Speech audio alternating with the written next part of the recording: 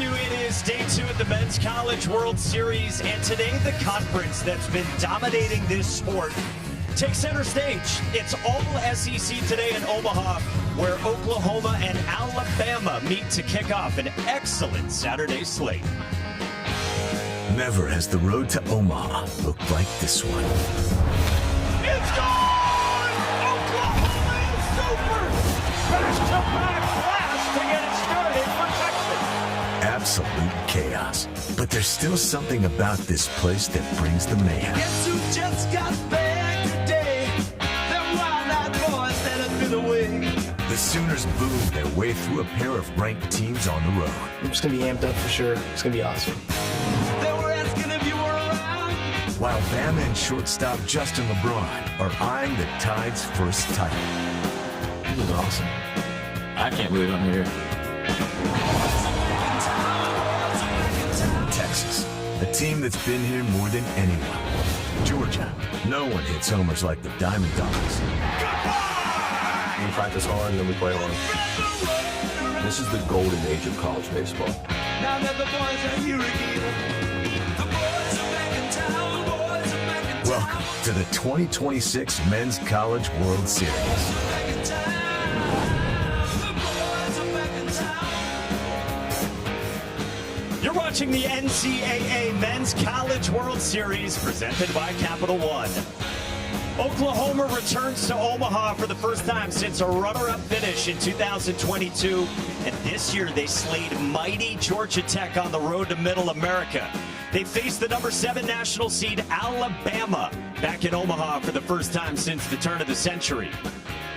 Day 1 yesterday had 2 great games. Tyrus Hall drove in 4 from the 9 spot in West Virginia's lineup as the Mountaineers won their first game in Omaha in program history, knocking off Troy.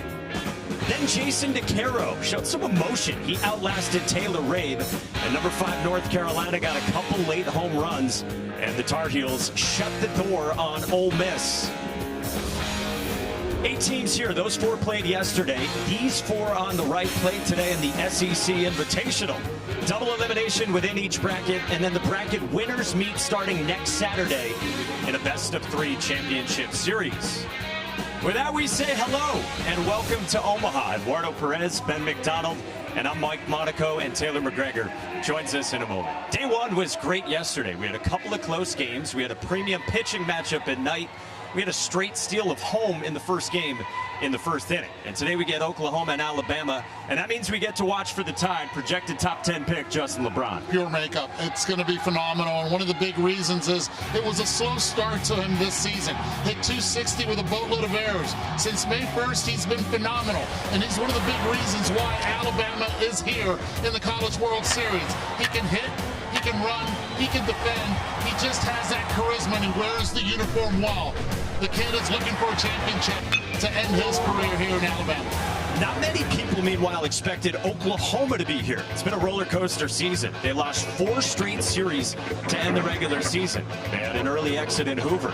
But then they rolled into Atlanta for the regionals, and they stunned number 2 Georgia Tech with a pair of phenomenal comebacks. What's the secret, Big Ben? Well, the secret's been the long ball for them. I mean, the season didn't end the way they wanted to. Only 4-9 their final 13 games, but Skip Johnson went back to his junior college roots, and he said, you know what, 2-a-day workouts and a little bit of fried chicken, and that fried chicken has solved the offensive problem. 6.6 runs per game during the regular season, but oh, did it ever change in the NCAA tournament? How about 10 runs per game? The big reason why Dayton LaChance and Dayton Taki's been hitting the ball out of the ballpark for the Sooners, and that offense is cooking in grease right now. And they have freshmen on the mound. Cord Rager, maybe a freshman in birth certificate only. He's enormous, and he throws 97 and gets the ball for OU.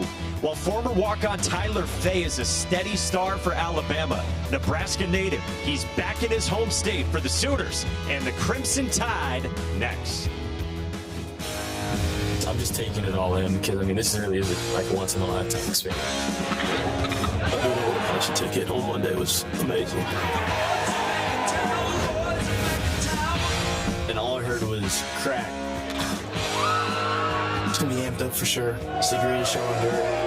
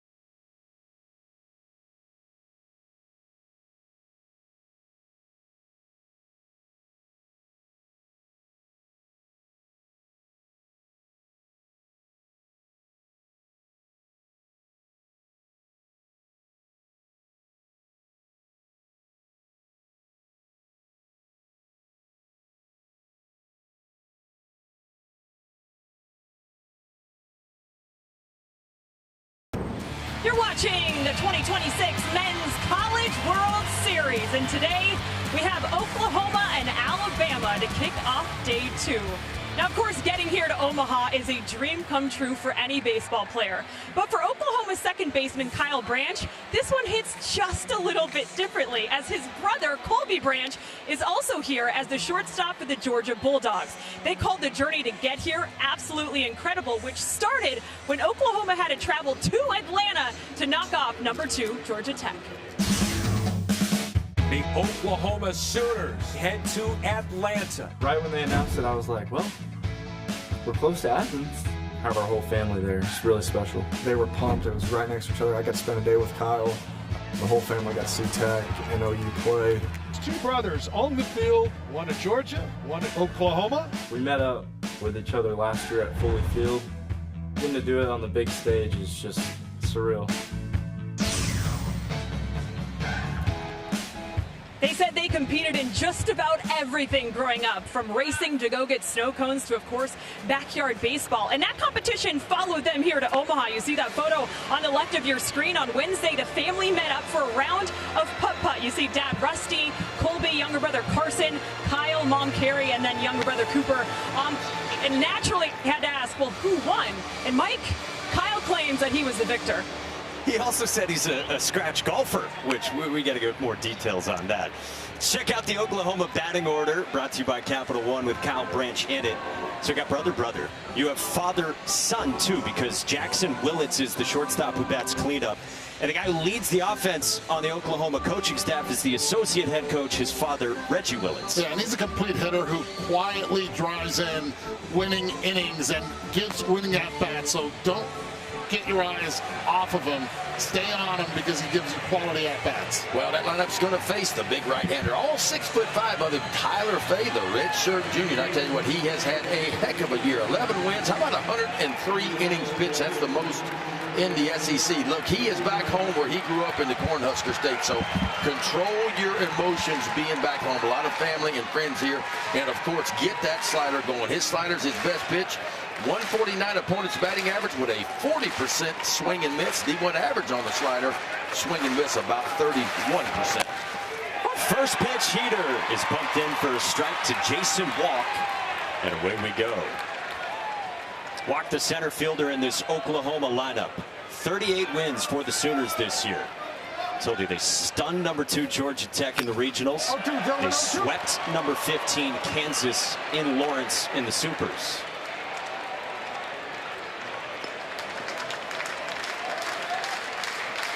Walk faces Tyler Fay. Might have seen that line on his bio. He's from Doniphan, Nebraska, about 2 hours from here. He told us the other day he came to games here maybe 4 or 5 different times at the College World Series. And so for a local kid, he told us this means a ton. You know it does. And you know the heartbeat is really high right now. As we talked about back at home, went to Grand Island High School here in Nebraska. That's exactly what Fay wanted, to get ahead of Jason Walk. Walk struggles with 2 strikes, just tries to put the ball in play. So far this season, 0-32 when he's behind in the count with 2 strikes, either 0-2 or 1-2. And Tyler Fay is a guy who can really pump in strikes. Second team SEC ready. And it's a good arm, too. I mean, up to 96 there. I've seen him up to 97 this year. And it's a little bit lower arm slot. You can see the movement on that fastball. It's got some left to right hop to it. There's the usage. 4-seam fastball, 25%. That slider is a real banger. But he'll throw that 2-seamer as well. He left that up. It's into center, and it falls down in front of Bryce Fowler. 2-strike hitting. Throw everything away, boys. They did not have batting practice. It rained all morning here. Grounds crew doing a fantastic job of getting this ballpark and field ready. Pitch up in the zone, drives it right back up the middle. Now, a big part of Oklahoma's game is they love to steal bases. 124 stolen bases on the year, so they will pick them up and put them down. Jason Walk, who just led off with a single, 15 bags on the year. They talk about chaos as the identity of their offense. They want to pressure you up, and they'll do a little bit of everything offensively. Not a huge home run hitting team, but as of late, they've been hitting it out of the ballpark. 83 of those on the year. And a lot of them recently. And I promise we're not going to let you forget the comment about fried chicken two-a-days. We're going to get into that. Ben was not lying. Snap throw to check on Jason Walk. I just want to know if they use honey or hot honey or no honey at all. The secret was the fried chicken, and it got this offense rolling, man. We talked about it in the open. 6.6 runs per game during the regular season, but how about 10 runs per game in 7 NCAA tournament games? 2-0 on Camden Johnson. Lifts this left center field. Fowler goes back. All kinds of room out there, and he runs it down for the first out. Oh, he hit that one well. This ballpark right now, wind blowing left to right a little bit. Probably held it, but well barreled. Big ballpark. Just letting it know how it plays. 102 off the bat of Camden Johnson. And now Dayton LeChance. JUCO transfer was from Quebec. And one of the great personalities that we've talked to of all the 8 teams here. Saw those 15 home runs. Dayton LeChance has hit 11 of them since the start of May. That's tied for the most in the country since the start of May. Didn't have a single home run his first 31 games. He told us the other day his bat really had to adjust from junior college ball to the SEC. It's a ball. Just down to start from Tyler Fay. Fay pretty quick to the plate, around 1-2-2 to 1-2-5. And that's pretty good for a tall guy. It's all 6'5" of them, because those big long guys, sometimes it takes them a little bit of time to unwind and get that ball to home plate. It's a bigger lead right now. Put those numbers in context. What can you steal on? With his speed, you have to look at a 1.35 or more. And it depends now on the jump. Can he get a good jump? Can he pick something off from what Fay does on the mound?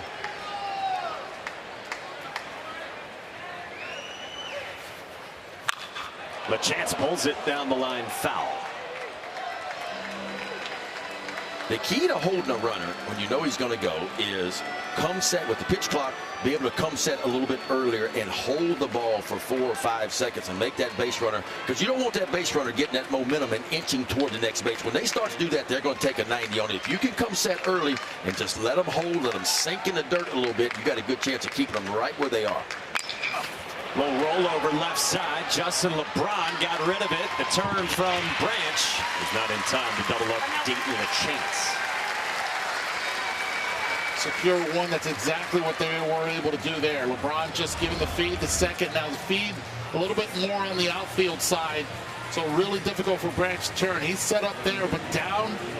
Sometimes you just want to hold on to it. But you're knowing that the catcher is running. Times are a little bit different. Might as well let it go. 2 outs man at first. And this is the aforementioned cleanup man at shortstop, Jackson Willits. Dad Reggie, the associate head coach and a former Sooner himself. Then, of course, brother Eli last summer went first overall to the Nationals.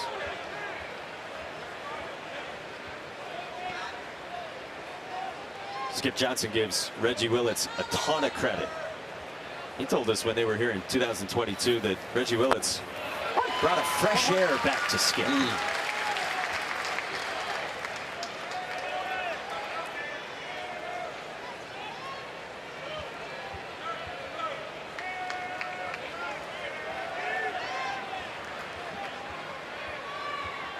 Phase 1-1.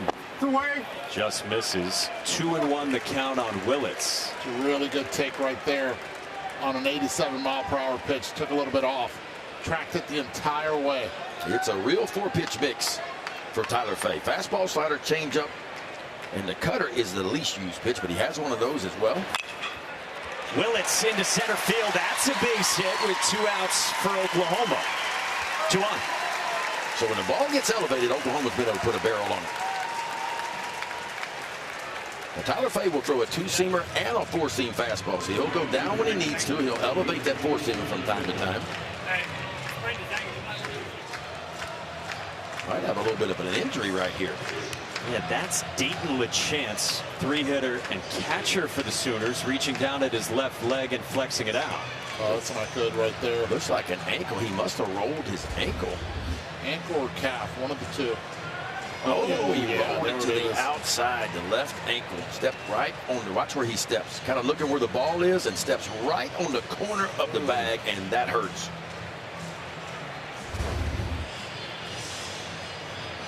Tell you this, it's going to take a lot to get him out of it. You got a kid that played hockey growing up, still has all his teeth.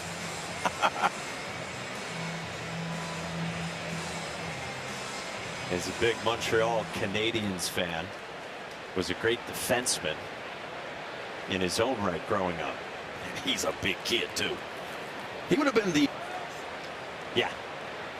Enforcer for sure. Yeah. Now, no doubt. You got to keep an eye on him now. Anything hit in the air, it's going to be seeing how his secondary is moving. He's still feeling it out there. Yeah, he's hurting. When they get a chance, they may very well just take that ankle up. And that's big here. I know it's a first inning, but pretty pivotal.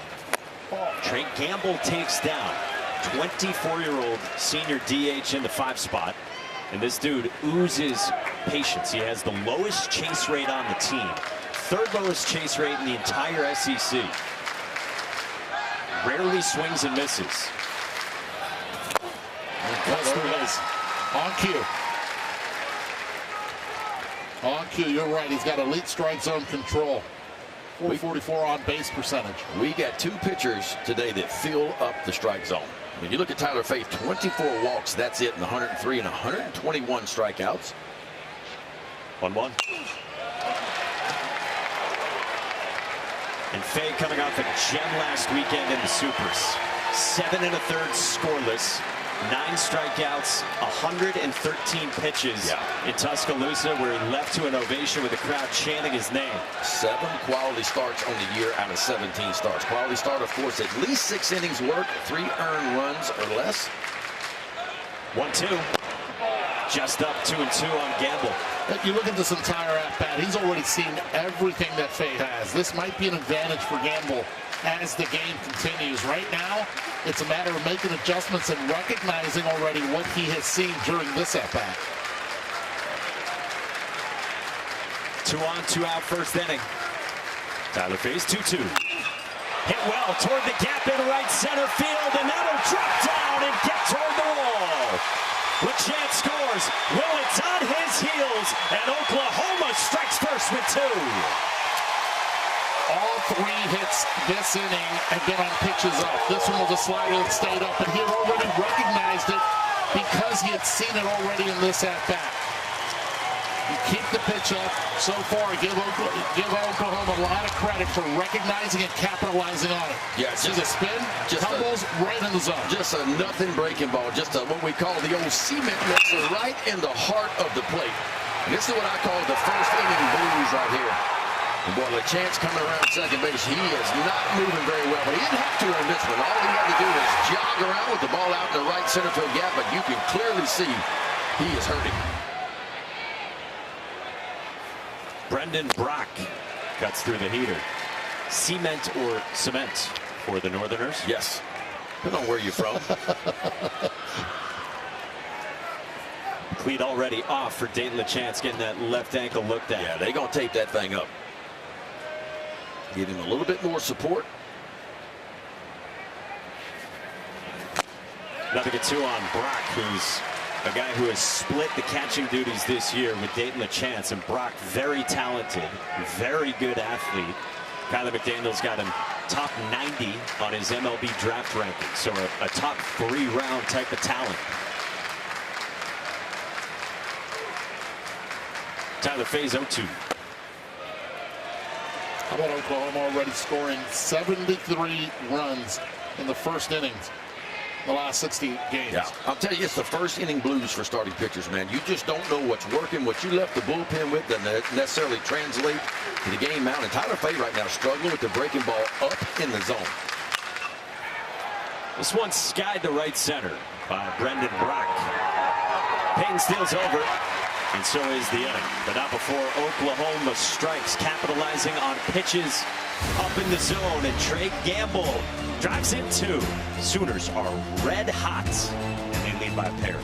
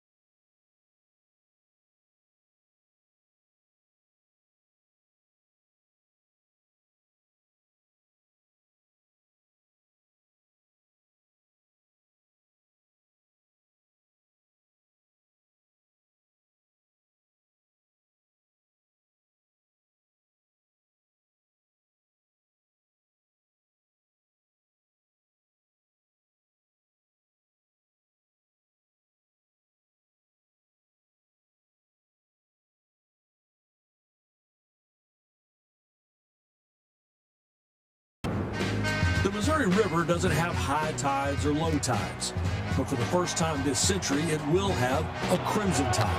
And Alabama has done it. 5 previous Omaha trips, Alabama made the finals twice.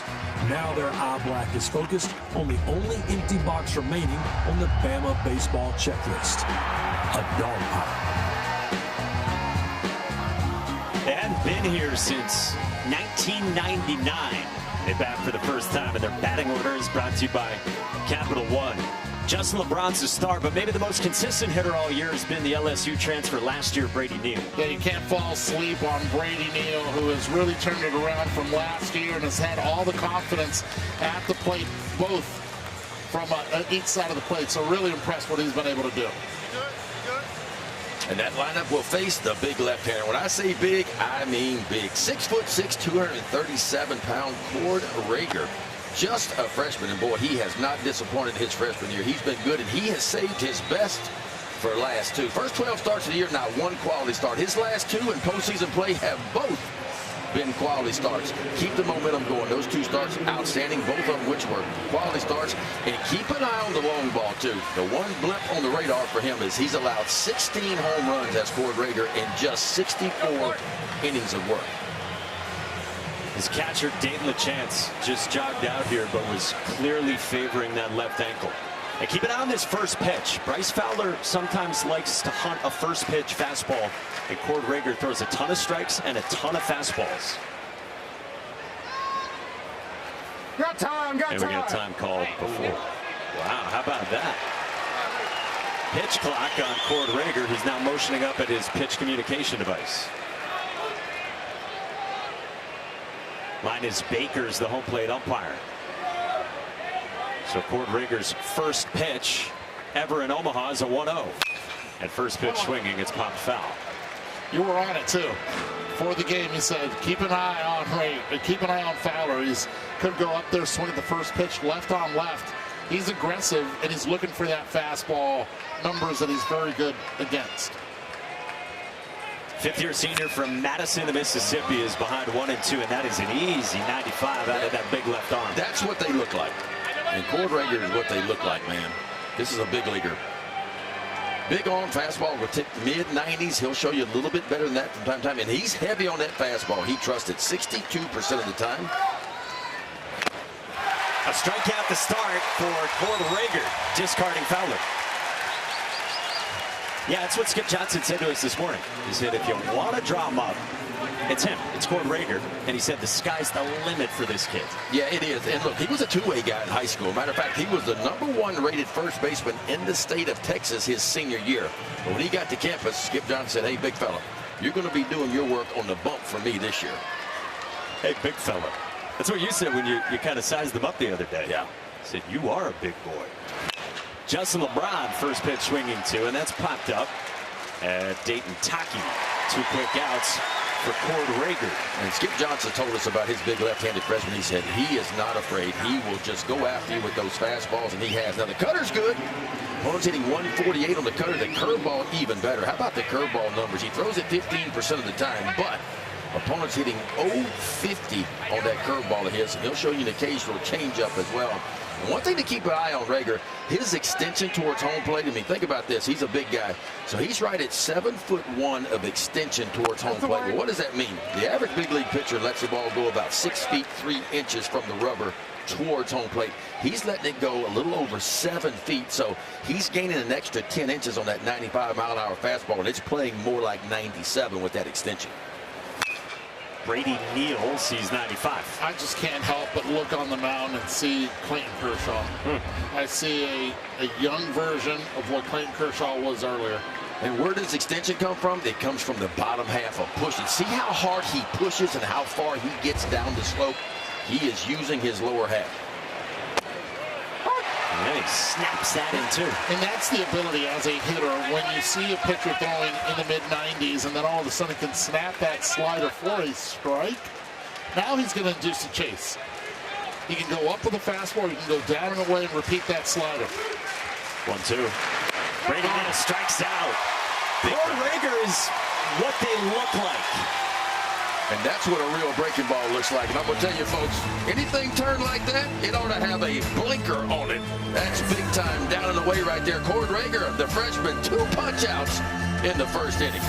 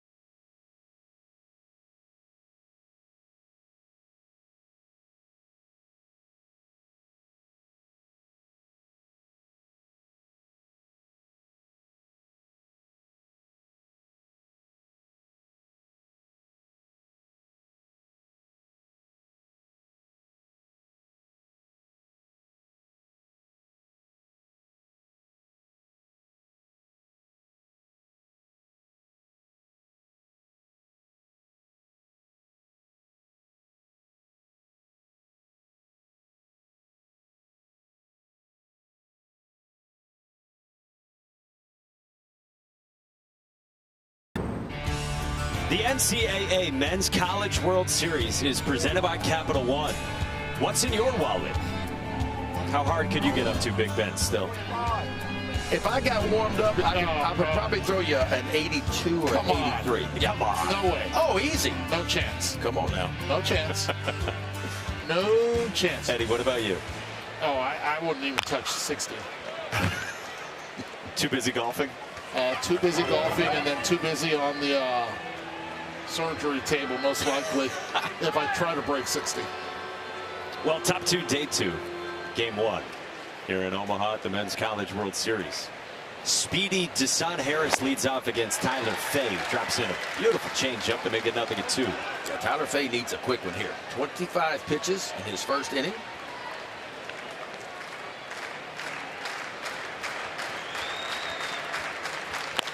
Fay, again, the local boy, told us the other day it's been awesome to get to this stage. He told us he's had hundreds of people texting him. He said basically everybody I know. His wife, Chloe, and her family from Nebraska, too.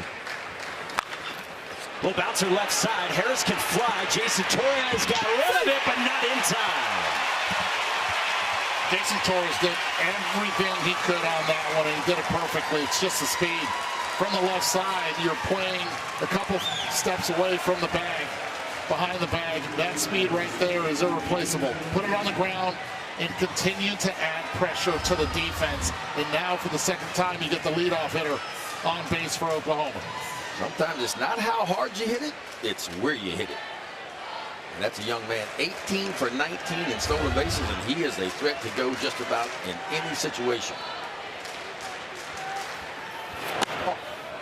You had asked Eddie earlier today. So Skip Johnson, what's the key? He said leadoff men aboard. And that's what they've done, and the success that they've had in the regionals and super regionals is getting the leadoff hitter on board. They've been able to execute once they have been on base. 2-0 on Dayton Taki in the 8th spot. Senior from Fort Worth, who has 8 home runs this year. 5 of them in the NCAA tournament, including the heroic regional winning shot to upset the #2 overall team, Georgia Tech. And he's in that lineup because he also can hit left-handed pitchers in a small sample size. An OPS over 1,100 plays. Top of the zone strike from Tyler Fay.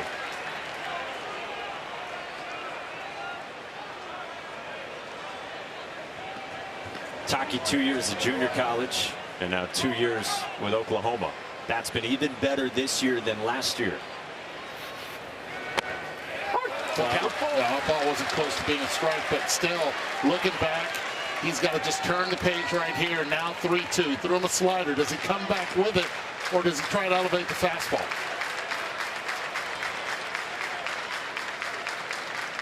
Payoff. Taki strikes out as Brady Neal hangs onto it. Well, take a look at the last two pitches right here. 3-1 count, a little backdoor breaking ball. He threw it perfectly, and that kind of gets him back into count 3-2. And after he shows him a backdoor breaking ball, he just grabs that old four-seam fastball and goes right up top shelf. Foul tipped right into the glove of Brady Neal, and a big strikeout for Tyler Fay. Kyle Branchen's in the 9th spot. Around about Luke Vaughn. We've seen everything from Tyler Fay so far. Does it feel to you guys like his fastball's been his best pitch? Yeah, I mean, the breaking balls are just kind of spinning to me right now, and that's not uncommon early in the ball game. And worse than that, it's been a little bit elevated, kind of up, out over the plate. I'm a firm believer that you have to be able to establish that for fastball early.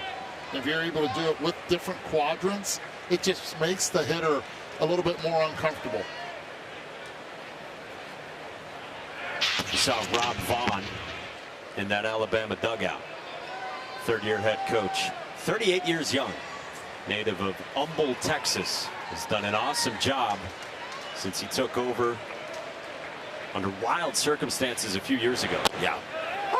Well, how about back-to-back 40-plus win seasons for Rob Vaughn in Alabama? That's the first time they have done that. You got to go back to 2005 and 2006, the last time Alabama had back-to-back seasons of at least 40 wins.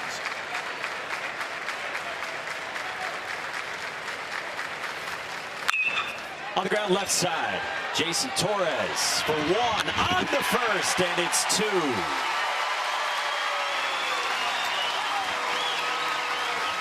Let the defense play, and that's exactly what happened here. Jason Torres opening up, taking a back step. Love the way he did it. Great feed to second for the turn for 2. Alabama coming back up.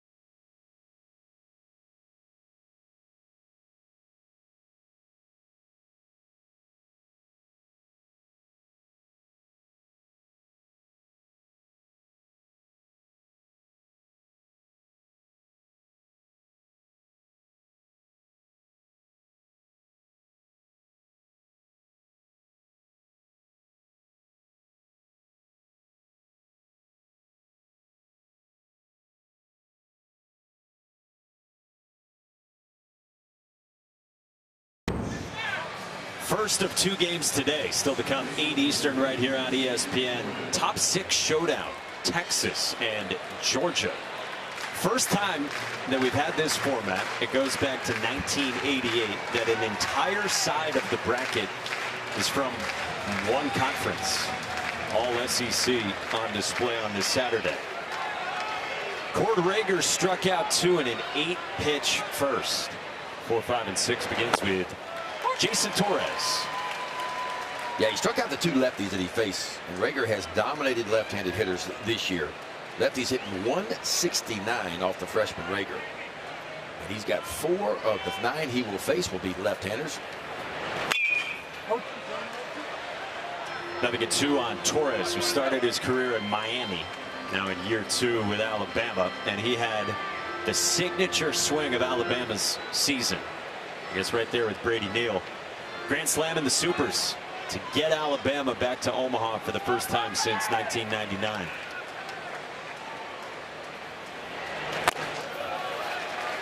See that velocity, 95. You explained earlier the extension that he has. That plays up, maybe in a perceived velocity around 97, maybe touching 98.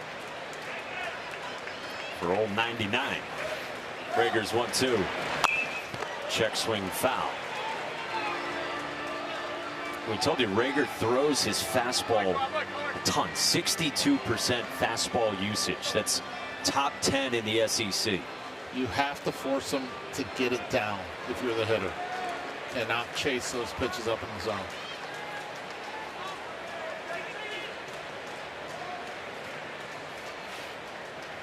One, two.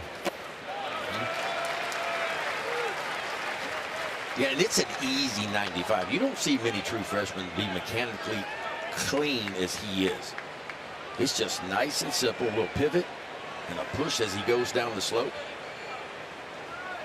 Pumping fastballs, and he's one of their best strike throwers. Nasty with the breaking ball again. All 3 Ks on the breaking ball. Taylor. Well, you just saw that nasty curveball. He'll tell you that is his best secondary pitch. He learned to throw it from Andy Pettit. He had a workout with him when he was a senior in high school, and Pettit showed him that grip. It's still the one he uses today. You can see the photo of them from that day. He said it was so cool, and then he said the other big takeaway is he used to have a ton of action on his glove side, so after he would throw the pitch, his glove would be all over the place, and Pettit told him it's so important to stay consistent with your glove movement because that'll help you with consistency towards the plate, guys. That's right, Taylor. I mean, the front side is your steering wheel. And when that glove, because if you're watching, when the glove goes forward as he goes down the slope, he pulls it into his body. That keeps you kind of mechanically from opening up. If the glove is out in front and you're letting your glove kind of fall, it opens up your front shoulder. When you open up that steering wheel, that's when you start to spray the ball. I'll tell you what, though, the hit by pitch right now is exactly what I wanted to see because if Andy Pettit taught him all that, I wonder if he taught him the pickoff move that he had as well, because it was elite for Andy Pettit. John Lem got plunked, and he needs help getting it off because he's got a broken index finger. Guy who normally catches is DHing and playing through pain. I guess needs help getting it on the double oven mitts. So man aboard for Eric Hines, true freshman who's from Tuscaloosa and is dripping with raw talent. He went to American Christian, and Eric Hines told us the other day that he always dreamt of playing for the Tide, and told us in his recruitment it was always Alabama. He said it with a smile too. Said everything to us with a smile. The ball. He has prodigious power. That's the pitch you have to lay off. If you're able to do so, now you can at least even up counts.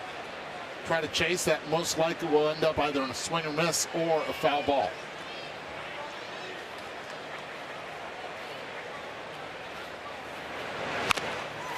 One and two on Eric Hines. I'll tell you another thing. Pitchers that threw 95 miles per hour or more, what I would do was actually move back off the plate. Maybe it was 2 or 3 inches off. It would make the pitch look hittable with more barrel to work with, especially on the middle end part of the plate.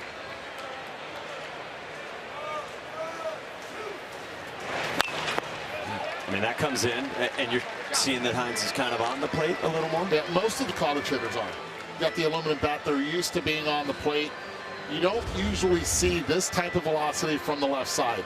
See how it's running in on you, and where you get it is right on the handle. Yeah, and the other piece of that is most college pitchers won't use the inside part of the plate. We got 2 guys today, in Rager and Faith, that will use the inside part occasionally. And I know that makes your heart flutter, Ben.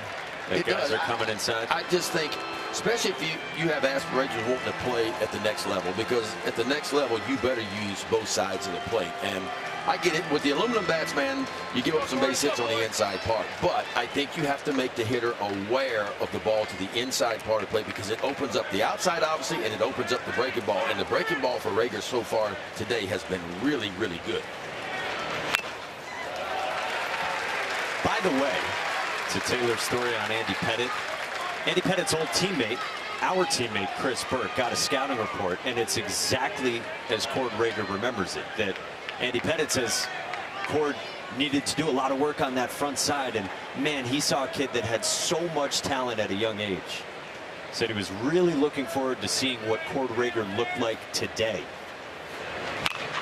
Hines laces it foul. How cool is that? We get an instant scouting report from Andy Pettitte of what he saw in Cord Rager back in high school and now following his college career as a freshman. Phenomenal. Andy, message straight to you. Did you teach him the pickoff move? Send it to Berkey. Quiz, where was Andy Pettitte born?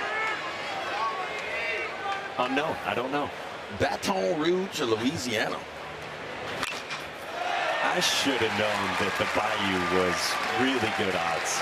Guys, just keep an eye on this at bat. It's the velocity that he's given. He's sped up the bat. Now, if he can go slider, back door, or to the back foot, he most probably will get him here.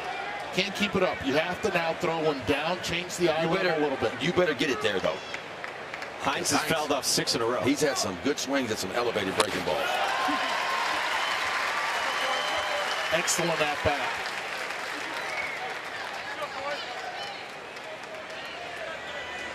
Rob Vaughn has just run with Eric Hines. They knew he had potential, and they just said, we're going to roll him out there. We're going to give him 200 at bats and see what happens. 10th pitch of the plate appearance. Hines strikes out on the breaking ball again. Well, I tell you what, spin them if you got them. Cord Rager is spinning that breaking ball today. We heard a lot about the fastball, but the breaking ball so far today has been a difference maker. You can't throw one any better than that right there. Starts it in the zone and just down and in and just underneath the bat of Eric Hines. And how about 4 strikeouts already for Rager? All on the breaking ball.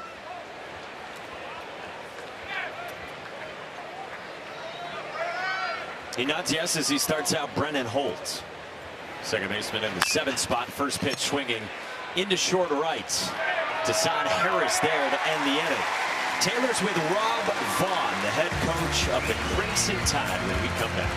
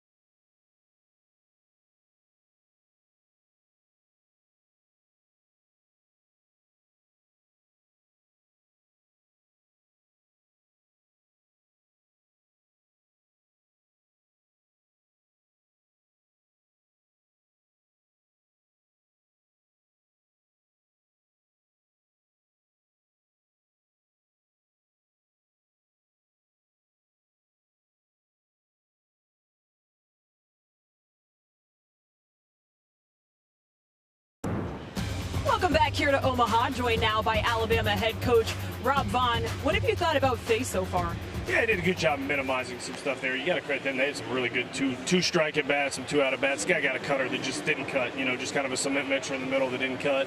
Took a good swing on it, but minimized it, held him at 2, and obviously had that swing and bunt there to lead off the 2nd inning and made pitches and kept us where we need to be. So, man, he's a competitor. He's gonna keep us in this game. We just need to keep attacking the zone and do his thing. What are you telling your hitters as to how they can get something going against Rager? Yeah, you know, I think it's the first time we've seen him. You know, we didn't see him 2 months ago, so it's the first time we've seen him. The heater's good. You know, he's mixing a little bit more than I think we anticipated him. He last week against Kansas was almost exclusively fastball, so he's doing a good job of mixing pitches and mixing that slider in. I thought Hines had a great at bat right there. Just missed a couple pitches and a good slider. So maybe we just got to keep wearing him down. Hopefully, second time through, take some better at bats. Thank you, Coach.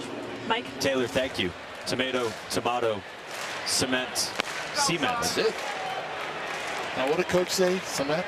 He said cement. I think the only person here that's saying cement is you. I say a lot of things a little different, unfortunately. Nothing wrong with that. He did say that they didn't face Cord Rager in early April. That was when Alabama took 2 out of 3 in Norman. Cord Rager missed a couple weeks with just a lat tweak. So that's why Cord Rager didn't face him. Third inning here, Oklahoma up 2-0. Day 2 in Omaha, and this is Jason Walk against Tyler Fay. Walk singled to center his first time, part of a 3-hit first.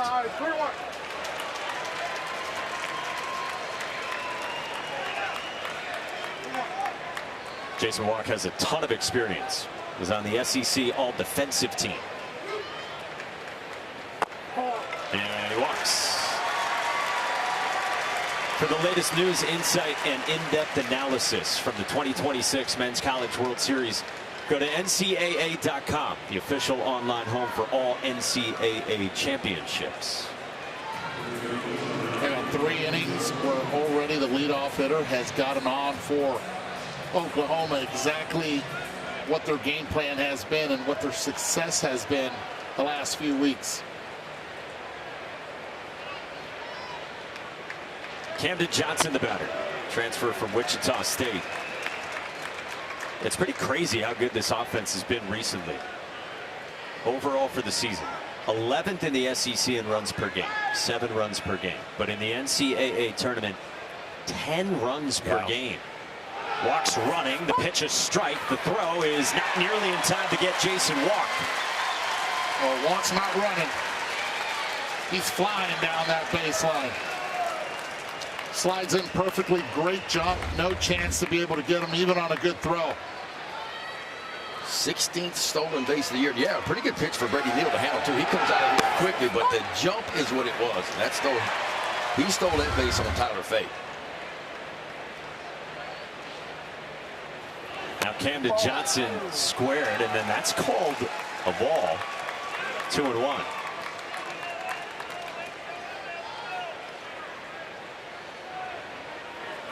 Camden Johnson is a heck of an athlete.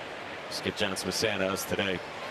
Skip Johnson thinks Johnson's going to be a really good player for a long time, and it's 3-1 on him.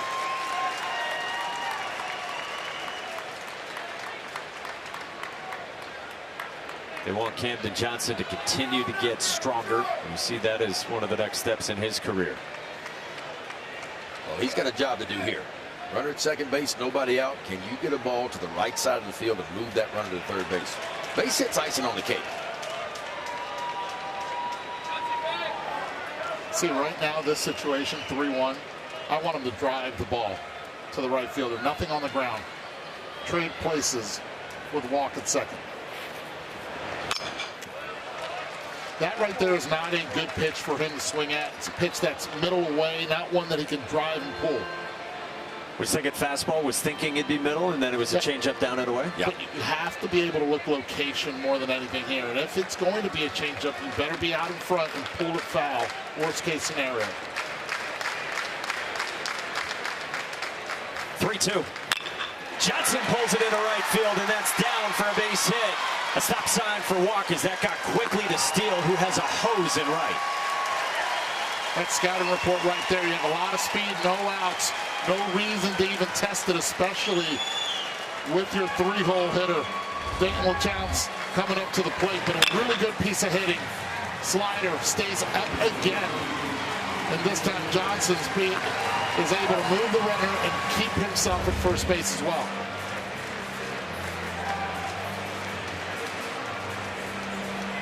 So they're at the corners for Dayton LeChance in the 3 spot. And he's on a home run binge the last few weeks. Chop to third. Torres to second. The turn. And plenty of time from Holtz. Walk scores to make it 3-0. Tyler Fay will take 2. Oh, he will take that all day long. Runners on first and third, nobody out. You'll gladly trade a double play for a run early in the ball game. I'll tell you this, though. Dayton LeChance running down first does not look comfortable at all. Right here, you know this. On defense, make perfect turn. Be able to turn it with a lot of time. That's going to be a concern moving forward, that ankle. not something that gets better pretty quickly, right? No, he's uncomfortable. He's in some serious pain right now.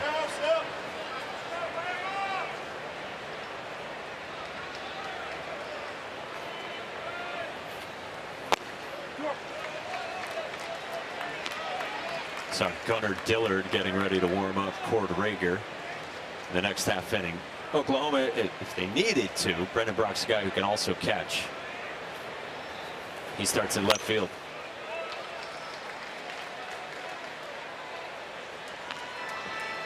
Meantime, 2-1 on Jackson Willits, native of Fort Cobb, Oklahoma. He wanted to be a Sooner from birth and has been a 3-year starter for OU.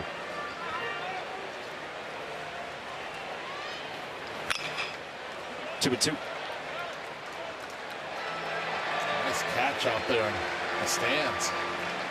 Glove, bare hands, bare hand, bare hand.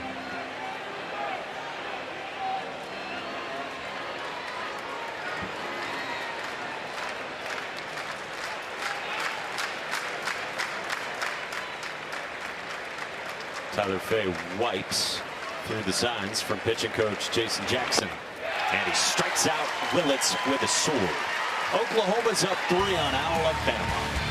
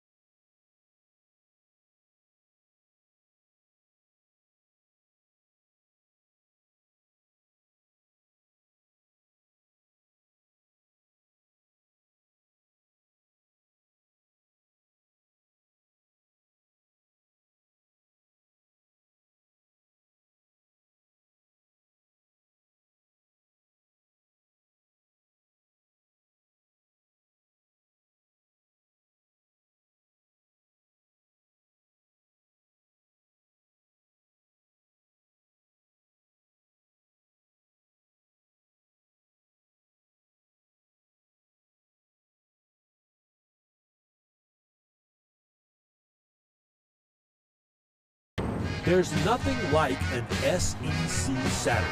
Classic matchups, championship stakes, big-name quarterbacks. Oh, wait. This is June with a different kind of hits, but with that same big-time SEC Saturday feel. Just in Omaha instead for Oklahoma and number 7 Alabama. Focus in on the right side of the bracket. That's where these 4 teams debut today. And again, still to come, 8 Eastern right here on ESPN. Huge matchup. Texas and Georgia. Giant matchup. Dylan Volantis and Joey Volchko expected to start. 2 guys that can do it on the bump. 8-9-1 for Alabama starts with Luke Vaughn. As Rob Vaughn often has to say, no relation. Luke Vaughn brought in as a catcher and a guy who could really throw, but he's dealt with a couple shoulder problems over each of his first 2 seasons. And now in year 3, they just handed him a glove and said, go play first base. And this guy's come up with some big hits this year.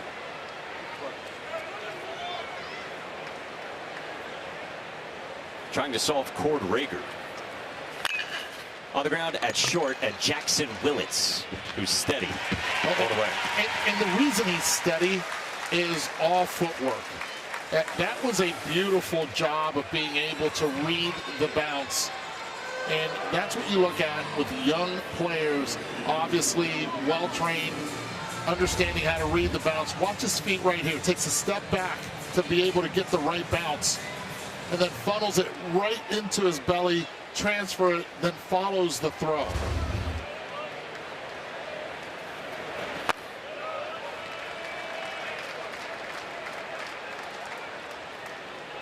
One down, Peyton Steele. Alabama native. Bob was telling us today, it means something to Peyton Steele to put on this uniform. Hot shot, diving stab, Camden Johnson.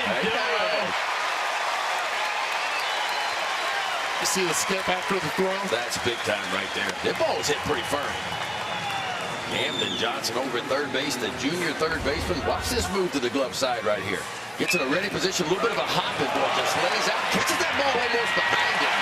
But knows he has plenty of time. See that little hop, that gets him in a ready position. Gets him right on the balls of his feet, if you will. And he is ready to move in an athletic position, and that's an outstanding play. 106 firm off the bat. Bryce Fowler, first pitch swinging again to left. Brendan Brock to the corner. And 6 pitches. That's all. Skip Johnson with Taylor McGregor when we come back to Omaha.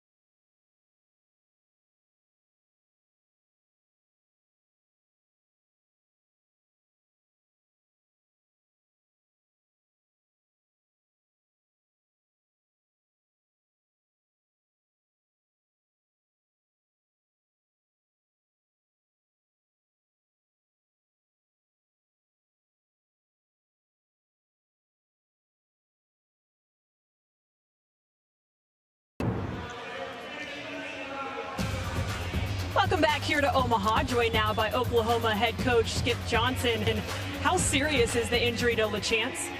I don't know, really. I mean, I know he right in front of the bag, it's like a beach sand. And so he went in and he slipped over the top of the bag, and he's gutting it through. He's a tough kid. As far as your offensive approach, what has impressed you the most? Just not chasing. I mean, they're getting good pitches to hit, staying in the strike zone, which is really good. Thank you, Coach. Mike? Taylor, thank you. By the way, let's get to this fried chicken and two-a-days practice situation. It's a true story. Skip Johnson was telling us this morning that before regionals, it was about 2 or 3 days where they did two-a-days, and all they ate between practice was fried chicken and biscuits. He said it's going back to his JUCO roots. Yeah, I love it, man. Look, fried chicken fixes a lot of things, and it has certainly fixed this offense for Oklahoma. What else does it fix? It fixes almost every. Have you ever had good fried chicken? It will set you free. How hungry are you, Ben? Y'all keep talking about fried chicken now. I'm about to leave for a little bit. I could say it's a mood fixer, for sure. How about that? Just going old school, he said. Tell you what, it's chicken, not just fried, worked for Wade Boggs for many years. Yeah. I understand the power. And that is old school. In a time where we're resting athletes more than ever, he decided to go to two-a-day workouts late in the season, where most people kind of back off a little bit late in the season. But Skip Johnson's old school as they come. That's the old junior college in him right there. That's where he started his coaching career in junior college. And no protein shakes, not chicken and broccoli and rice. Literally, all they were eating was fried chicken. They locked the dietitian in the room somewhere. Yeah. How about the short bursts of certain drills they would do? He said this day and age, the attention span isn't there. So they would do drills about 6-minute each before they would rotate. So he is old school, but he has to adopt to this new school of players. Yeah, it was like running them through circuits on the field. Full count on Trey Gamble, by the way, leading off in the 4th against Tyler Fay. And then when they needed to rest, give them some more fried chicken. Skip Johnson is a beauty. He is a piece of work, to say the least. And all the coaches we talked to some awesome coaches, but his stories and the way he coaches, man, it is next level. That's a pretty next level breaking ball right there. And that's the one for me that Tyler Fay has to get going. The breaking ball has not been great for him early. He's left them up in the hard to play, but this is a good one here. Starts on the outside edge. More of a little sweeper profile with it, just kind of rips it all the way across the zone, down and in, and catches the inside part of the plate. Now, if he can get that breaking ball going, he can slow down this Oklahoma offense. Brendan Brock flew out to right his first time. It takes strike one from Tyler Fay. Brock's first year with the Sooners after 2 years of JUCO ball in Illinois. He's got pop. He went around there with a sword. Yeah, he's the type of player where you want to hide some of that power in the 6 and 7 hole. And that's exactly what Oklahoma's been able to do with him. 12 home runs on the season. The 6 hole disguised. Ball. Does it feel like more fastball second time through? Yeah, I still think he likes to throw his fastball. Typically, it's right around 50% of the time. But for him, it's more about that breaking ball. We talked about his slider, and opponents hitting 149 off of it coming in. He needs something to keep him off the fastball. He's mixing the changeup, and the changeups look pretty good at times.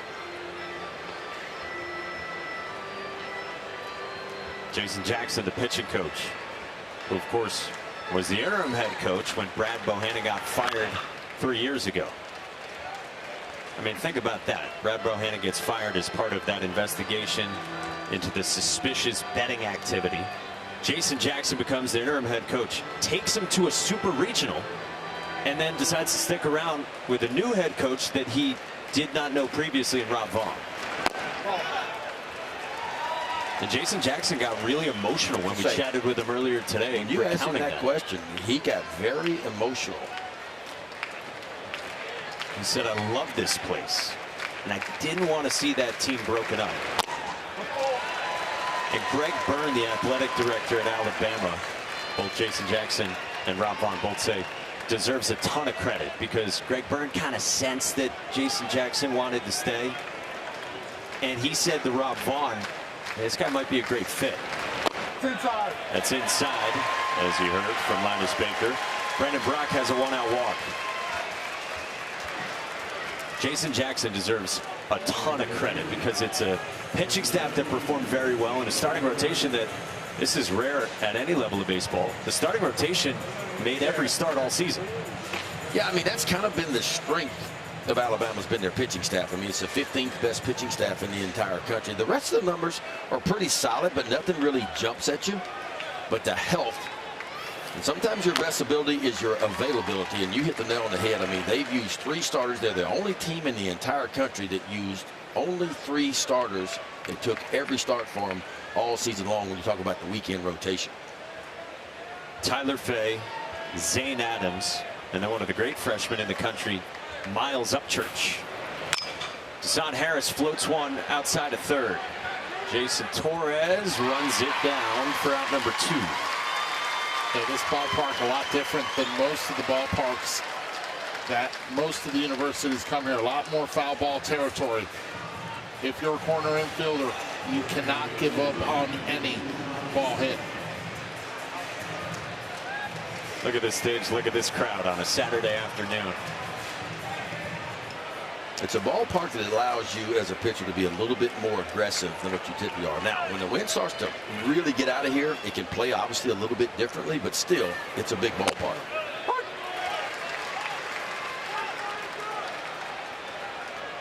Dayton Taki. He ran it full and he struck out on an elevated heater his first time.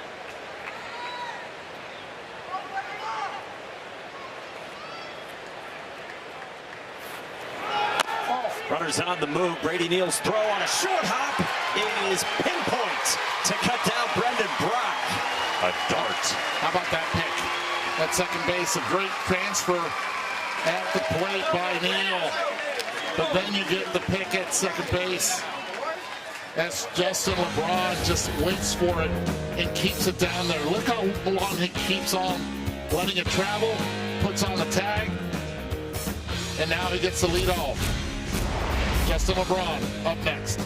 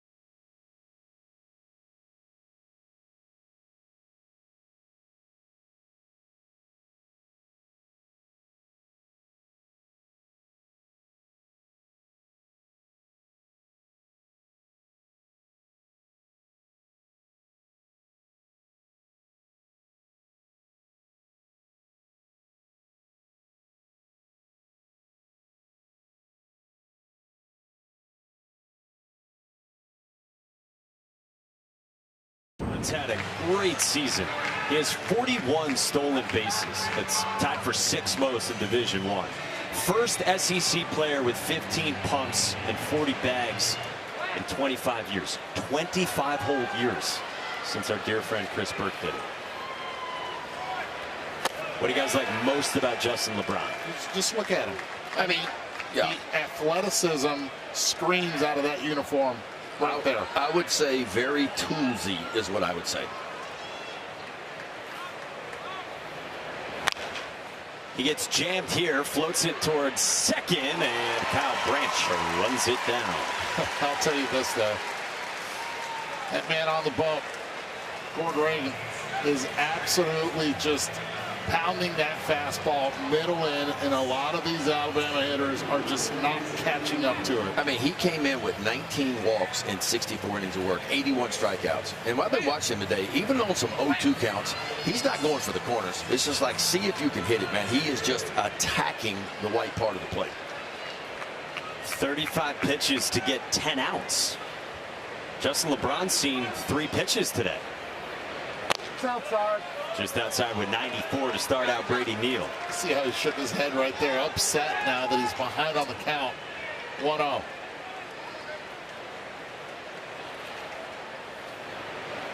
Brady Neal struck out his first time on the breaking ball that Cord Reagan calls a curveball.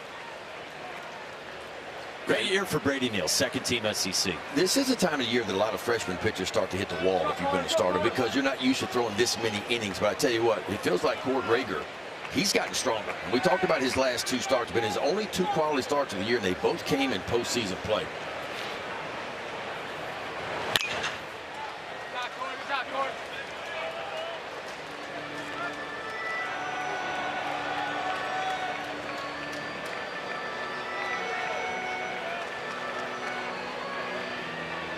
So 2-1 from Reagan to Neal.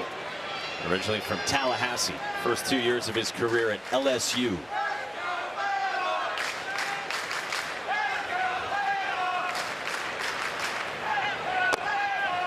We asked Brady Neal to sum up his career the other day.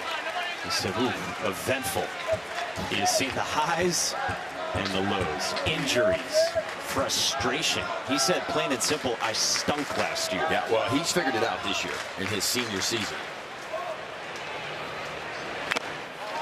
Just out of the mid of Dayton LeChance. And one of the big adjustments he's made is really staying in there versus left-handed pitching. You look what he's hitting against left-handers this year. He's hitting .342 versus left-handed pitching this year. And how do you do that as a left-handed hitter? Is you got to stay in there. If you watch his rear end and watch his bottom half, he doesn't kind of get to that first base dugout. He hangs in there and he stays through the ball. 2-2.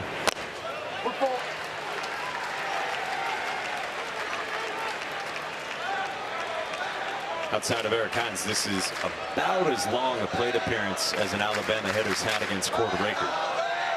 Pitch number 7. I was interested to see if he was going to go back to the fastball here. 3-2, mano a mano, went to the slider, stayed up. Now it's a good time to hit that fastball in the upper quadrant. See who wins.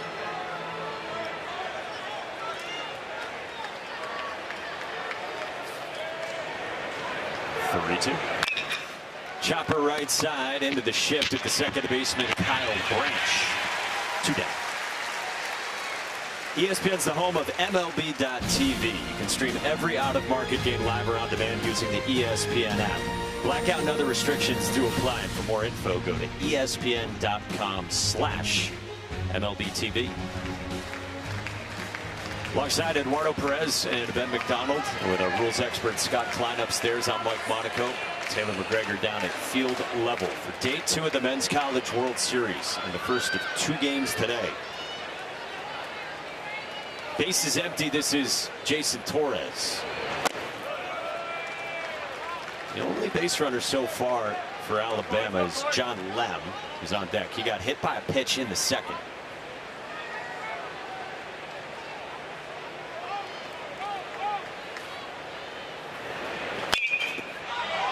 Jam job behind home plate, and Dayton LeChance on that bad ankle. No problem. Quick work again for Cord Reagan.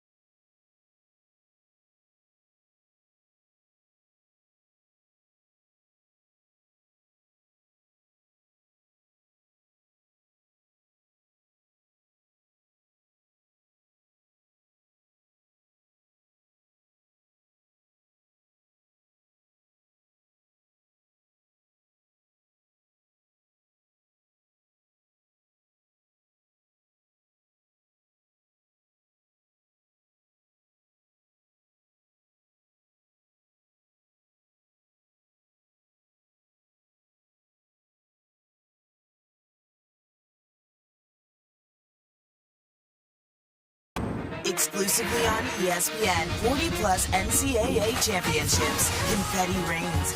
Nets are cut. Joy erupts. Hardware is hoisted.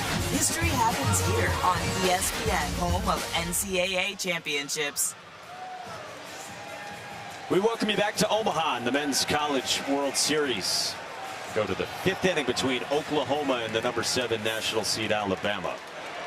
Oklahoma got 2 in the first and 1 in the third against Tyler Fay, a Nebraska native from Doniphan. Dayton Taki first pitch swinging in the air to deep center. Bryce Fowler still on the move on the warning track for the first down. Taylor. Well, we talked about Kyle Branch being ecstatic that his brother is here, but he's also ecstatic to have Dayton Taki with him. The two have been best friends since they were 8 years old. Grew up playing baseball together in Texas. They told me they were one of the best teams Texas has ever seen, guys. I have no idea how to look that up and no idea if that's accurate, but they say it, so we're going to roll with it. Here's them when they were kids, both on the right there, and they told me their favorite activity was Topgolf. They played a ton of Topgolf, but just loved each other's presence, so it's been nice to be able to reunite at Oklahoma and play here in the College World Series. A dream come true. Isn't that how it always goes? Your Little League team was incredible. The best ever. And even better and even fewer losses the farther you are removed from it. Oh, big time. Just like catching a fish. It was enormous. You go fishing, it was maybe what? Now, how big was it? It grows. It grows, doesn't it? Ben, do you fish or do you just hunt? I fish too. What do you catch? Whatever's biting. I don't care what it is as long as it bites. I'm not one of those guys that's going to get in the bass boat and make 2,000 casts a day and get one bite. That's not my thing. I only like to fish when they're biting. Okay, so you're in a bass boat. Why wouldn't you just say bass? Just question. Wait, say it again now? You say you're in a bass boat. Yep. Why then would you not just say I'm catching bass? Because you never know what you're going to catch. I mean, while you're bass fishing, if you're in freshwater, you can catch a shoe pick, you could catch a catfish, you could catch a brim, a sac-a-lay, or some people say crappie. He's starting to fog up, isn't he? I'm confused. Yeah. It's okay. But I like to catch whatever's biting. It don't matter. We were talking to Skip Johnson today. He said redfish is better than catfish. Yeah, and of course he said fried because he loves the fried chicken and fried fish. Kyle Branch, in really important news, strikes out there against Tyler Fay. 2 out. Tyler Fay's kind of getting his groove a little bit. Breaking ball seems to be getting where he wants to get it. The fastball command looks like it's a little bit better. And the changeup has been a weapon for him, too, as well. And this kid's a horse. I mean, you look what he's done all year long. You talked about the 103 innings coming in. That led the SEC, and he's averaging 6 innings per outing. Jason Walk in the left, and Eric Collins makes the tumbling catch. Tell you what, this Alabama defense has not been great all year long. You look at the fielding percentage, it's .963. That's 15th out of 16 teams in the SEC. But so far today, they have been on point. A double play, and watch this, moving hard. And go get it, young fella. Brendan Brock dives to the glove side, lays out Alabama off the field, and hunting some runs.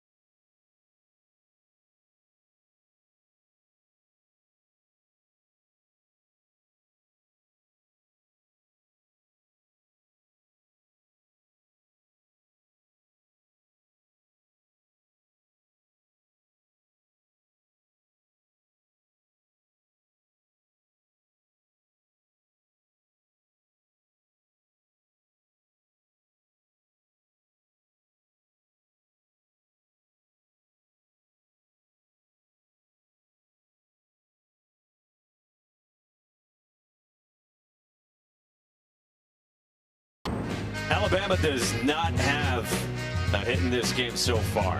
Halfway through, 3-0 Oklahoma, and Cord Rager has been a stud.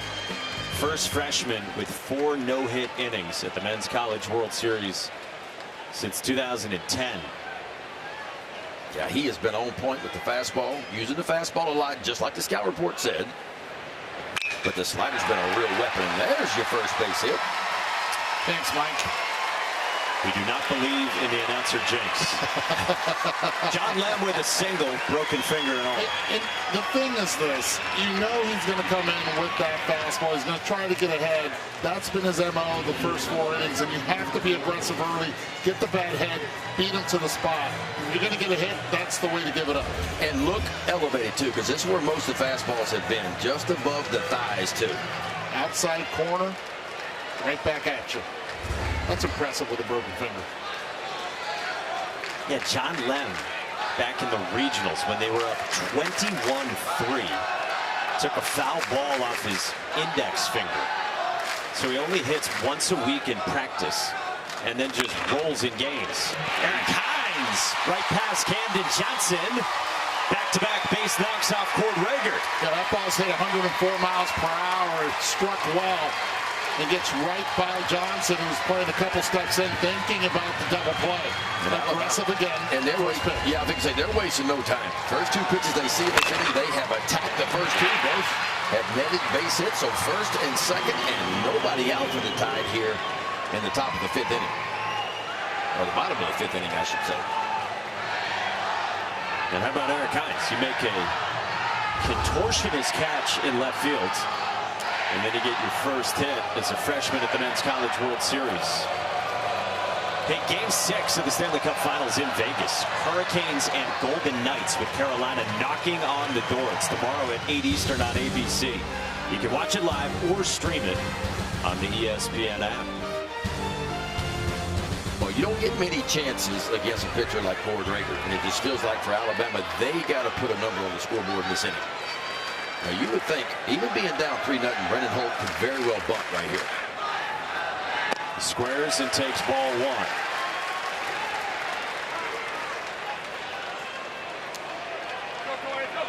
Brennan Holt's only hitting 167 against left-handed pitching today. That's another reason why I think he's going to put one on the ground. Not a big fan of Taki charging in as hard as he is.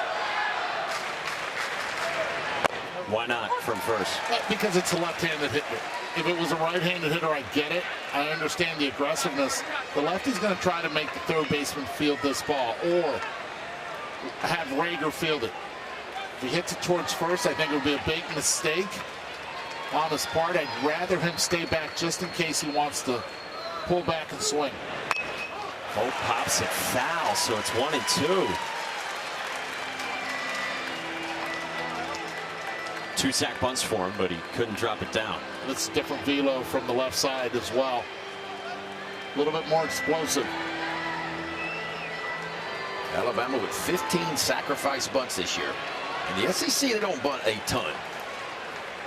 Defense still expecting the bunt. Holt doesn't. He hits it at Taki, who goes to second with Willits. Back to first for 2. Big time. That is big time right there. 3-6-3. The funnest play for a first baseman to make. Ground ball at you. You give a perfect feed to the shortstop who's covering at second base. And then you call off the pitcher and say, I've got this one, bud. Starts with a 3, turns it perfect feed, and don't look at where you're throwing it. Get back to the bag, identify it, and get that second out. And because he was halfway still expecting bunt, he was in right there, and he positioned himself perfectly and got the perfect ball to do a 3-6-3 double play. So now it's up to Luke Vaughn to make sure this isn't wasted for Alabama. Vaughn grounded to short his first time. Junior from Cincinnati. He's a very good bat-to-ball guy. He makes the most contact when he swings on pitches in the zone. And Rob Vaughn, you can see that he knows Alabama just had an opportunity that they don't want to waste. Nothing at 2, just like that. And a heck of a catch in the seats.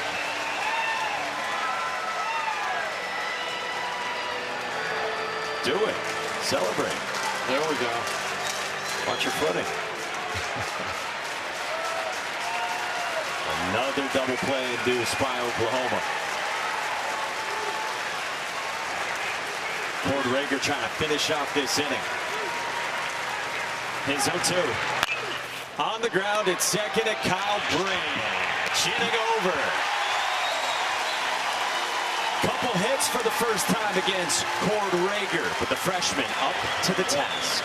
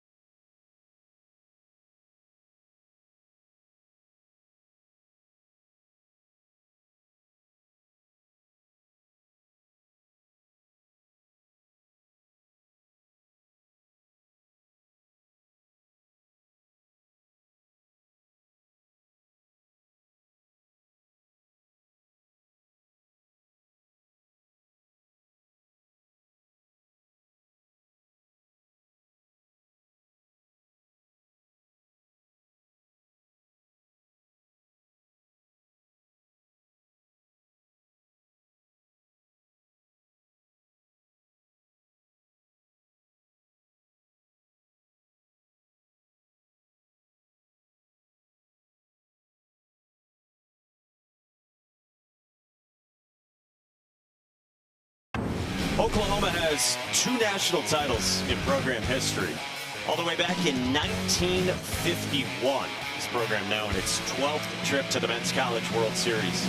And then 94 with Kyle Peterson's favorite player, Bucky Buckles, as the closer on a team that beat Jason Varitek, Nomar Garcia-Parra, Jay Payton, and Georgia Tech. And in other national championship news for OU, Barry Switzer and Bob Stoops in the building. Jenny Baranchek also here representing the Sooners, who have a 3-0 lead on Alabama as we go to the 6th. 2, 3, and 4 starting with Camden Johnson, who singled his last time. Third time around the order for OU. Johnson plunks off the right leg, and he's aboard, and another leadoff runner on for OU. Tell you what, the chaos continues for Oklahoma. 4 out of 6 innings now. They've got the leadoff batter of an inning on, and that is a recipe for success from an offensive standpoint. I mean, look at the hobble for Dayton LeChance. And Skip Johnson said it to Taylor. This kid's tough, and he is toughing it out. Well, they compared him to Carlton Fisk, remember? Anytime you get compared to Carlton Fisk, that's pretty tough. Yeah. Him, Gary Carter, a big fan, being from the province of Quebec.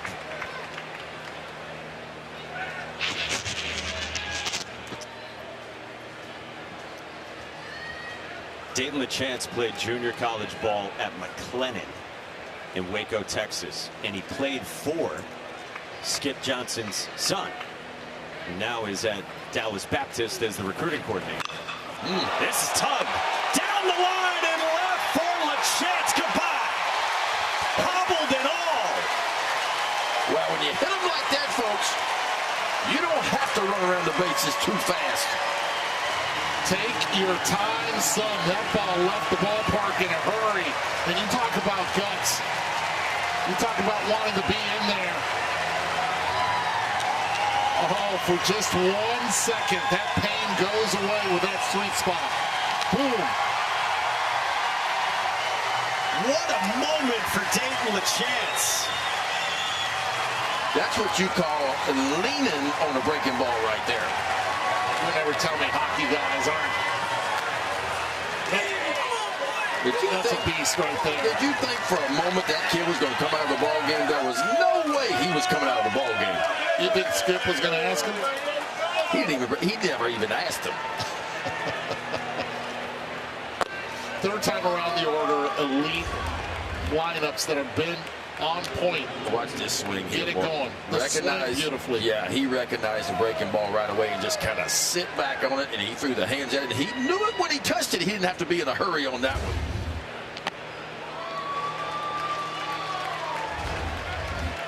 That's incredible. Well, he learned from the last time. Last time he hit it hard on the ground, had the sprint. You want to call it that?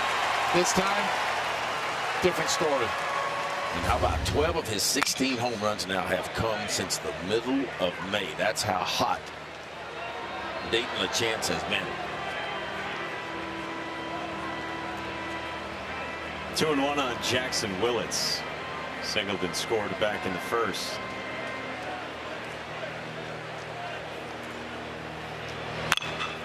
Sharply fouled. 2-2 from Tyler Fay. Let's check in with Taylor. Well, you mentioned how the homers have come lately. He told coaches all season long, once I hit one, I promise you I'm going to hit at least 10. Well, he's done way more than just that. But you mentioned it earlier, Mike. They love his personality. Assistant coach Todd Butler before the game told me he's the kind of guy I could have 4 flat tires and I would see him and I would be having a good day. So certainly impactful with the slug, but also with the personality. Well, he's got a flat tire running around those bases, and he's still getting to where he needs to. That swing, keeping that head down, balanced throughout. As soon as he hit it, he knew it. I loved the story that Dayton Taki told us about Dayton LaChance. He said this kid doesn't take anything seriously. And in the group text, someone will send out a text, they'll make plans, and Dayton LaChance won't respond. So everyone else will go do something. Dayton LaChance will then later catch up with them, and he'll tell them all, you lost a friend today. That's so good. This team is a fun vibe.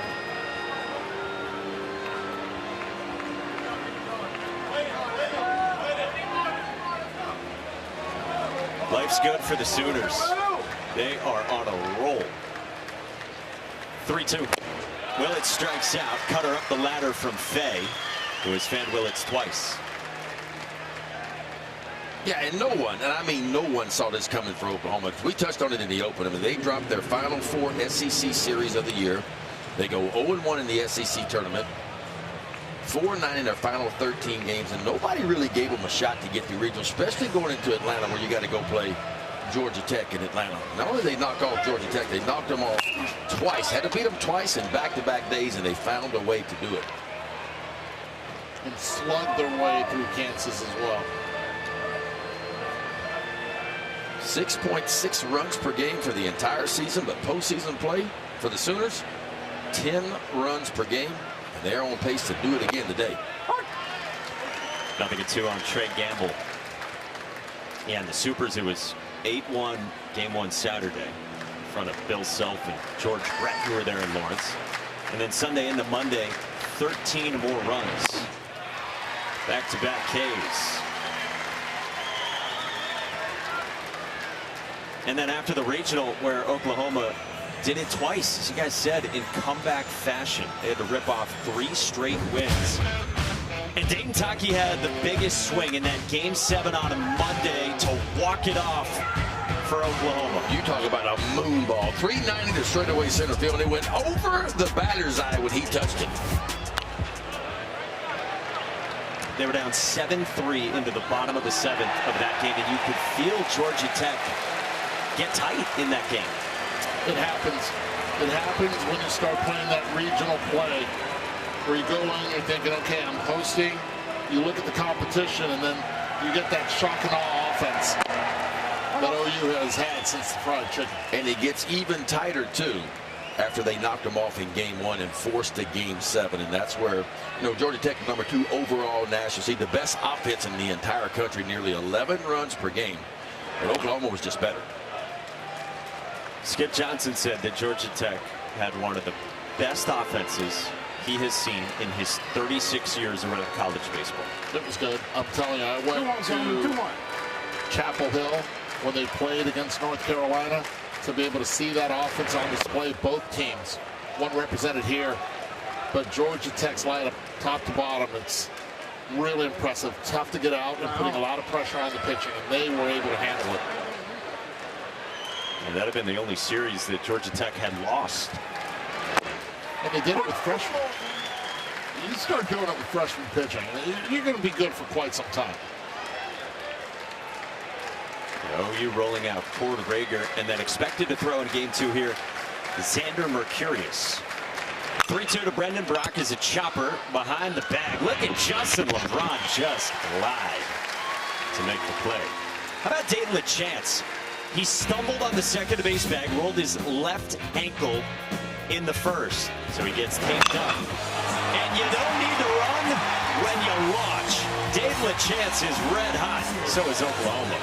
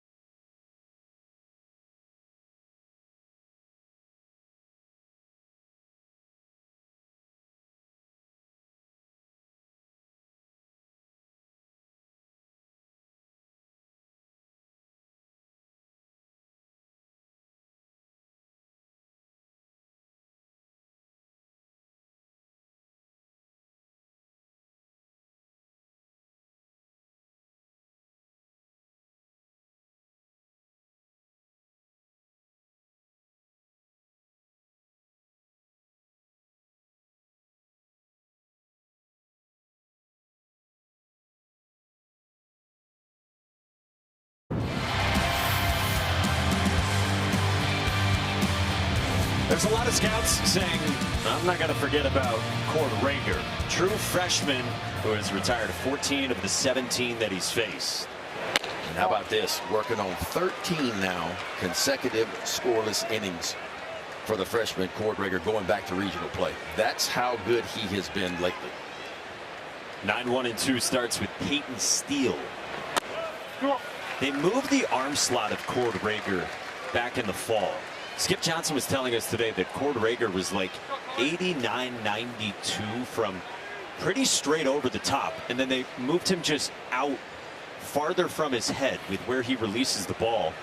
And Skip Johnson said suddenly it was 94-97 from Cord Rager. And the command got better too, because Skip Johnson told us it was kind of what Andy Pettit was talking about, your front side, because when you're straight over the top, a lot of times you lean back a little bit, and when you lean back, you open up your front side a little bit. And so now when you watch him, look how he points the front shoulder. The front shoulder stays in the glove. You see where the glove is. It's not wrapping behind him. He pulls it in, and that keeps your balance over the top of the rubber.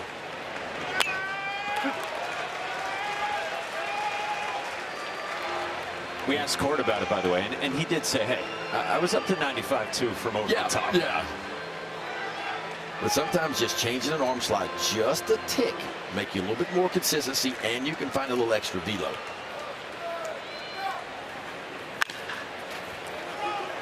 And to make it all the more impressive, Cord Rager was the #1 rated first baseman in his class in Texas. Well, so he was an athlete as well.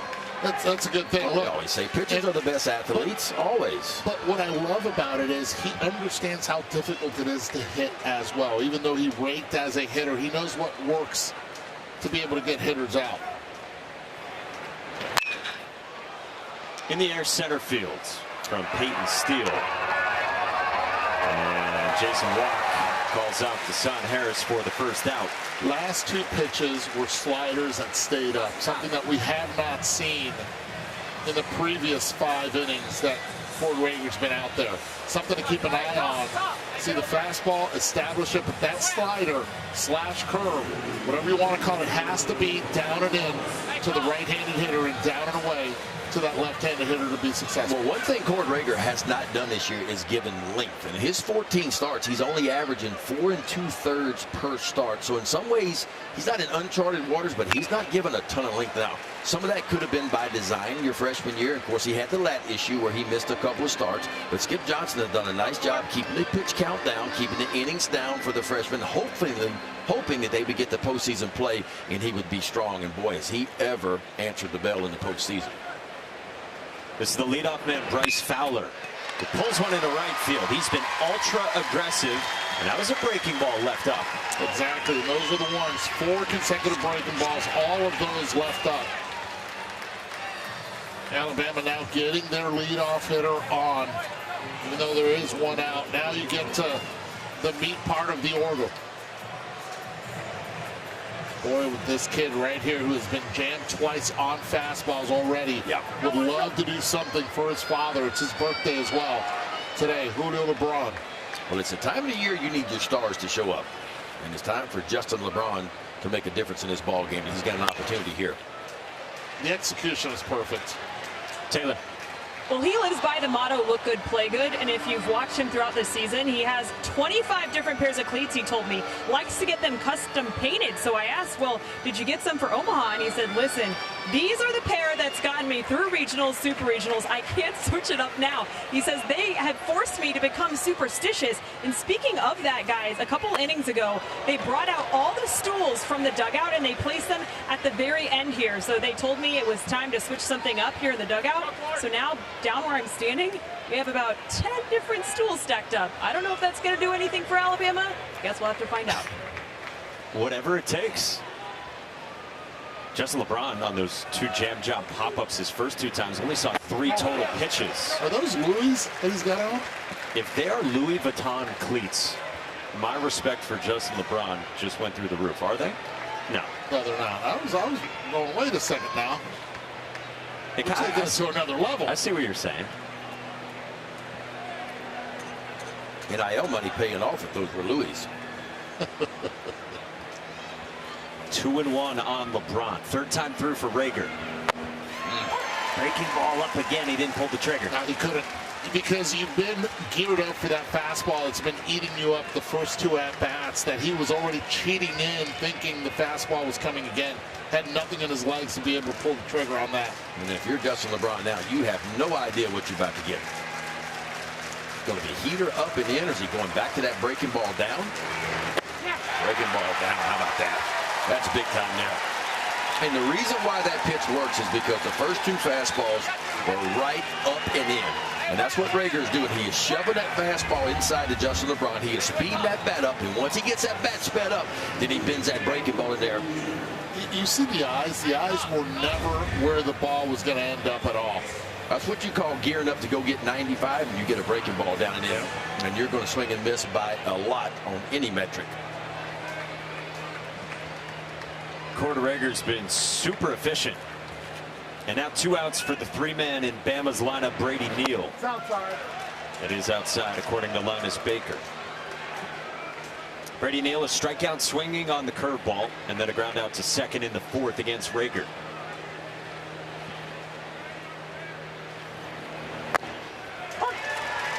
Holding 95 with the velo. And with 1 more out, Cord Rager will tie his season high in innings pitched with 6. He's done it 2 times. His proud parents, Robin and Chad, watching. Yeah, and that's compared to the regular season. Ben, you mentioned this earlier, the short starts for Rager. He never recorded an out in the 6th inning in any of his dozen regular season starts. And now doing it 3 times in the NCAA tournament.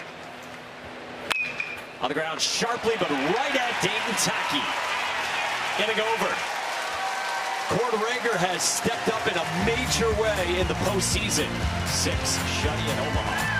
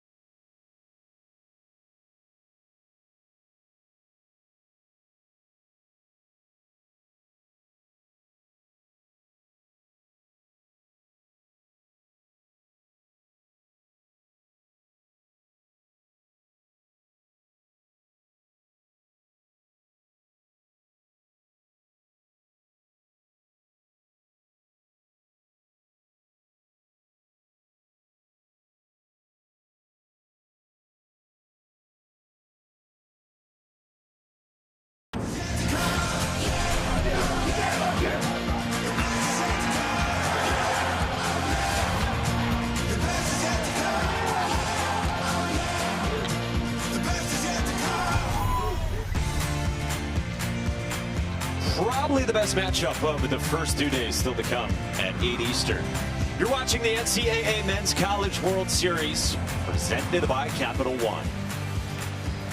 Mike, Eduardo, Ben, Scott, Taylor back with you as we go to the 7th inning on day 2. Cord Rager, 6 shutout innings of 3-hit ball. Meantime, Tyler Fay departs this game for Alabama and gives way to the redshirt junior left-hander on his 3rd school in 3 years, Ashton Crowther. Crowther making his 19th appearance of the year. They've all been out of the bullpen. 34 2/3 he has worked. Not a huge strikeout guy. 23 strikeouts in 34 2/3. Only 9 walk-up-ons, hitting .238 off the left-hander Crowther. He spent 2 years in Miami. Pitched a lot for the Canes as a redshirt freshman. And then last year at South Carolina had a solid season. Fastball, slider, a little changeup. Upper 80s, maybe touch 90, 91 with the fastball. 7, 8, 9 starts with Deshaun Harris under ominous skies in Omaha. Rained pretty good here this morning. Got really dark and then sun popped out, but starting to cloud back up again. It was eerily dark early this morning. This one rolls foul from Harris. But a shout out to the grounds crew here. Yeah. At the Chuck. They have done a fantastic job of being able to get this field ready for the afternoon and night games.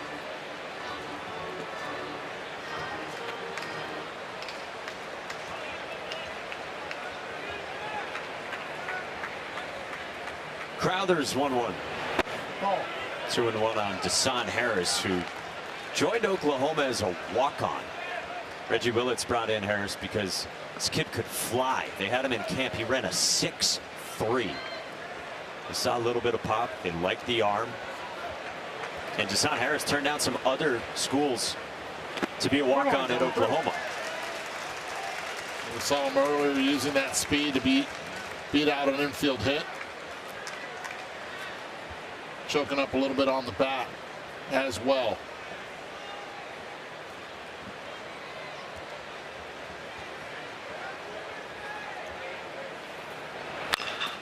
On the ground right side, and Brennan Holt.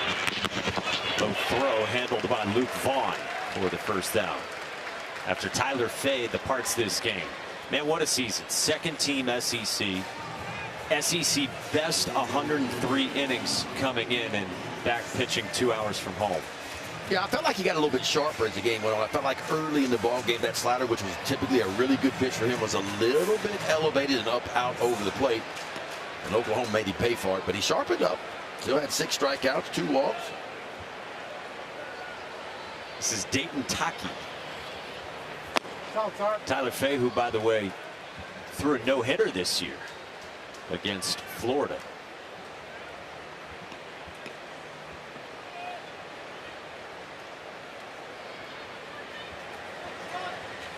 It was in late March in Tuscaloosa. Strike at the bottom of the zone to Taki.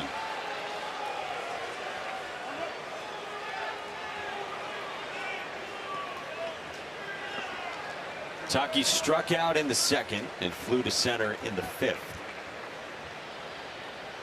Crowther's 1-1. Taki hits it hard right at the first baseman, Luke Vaughn. He got to it in the end. 2 ground ball outs.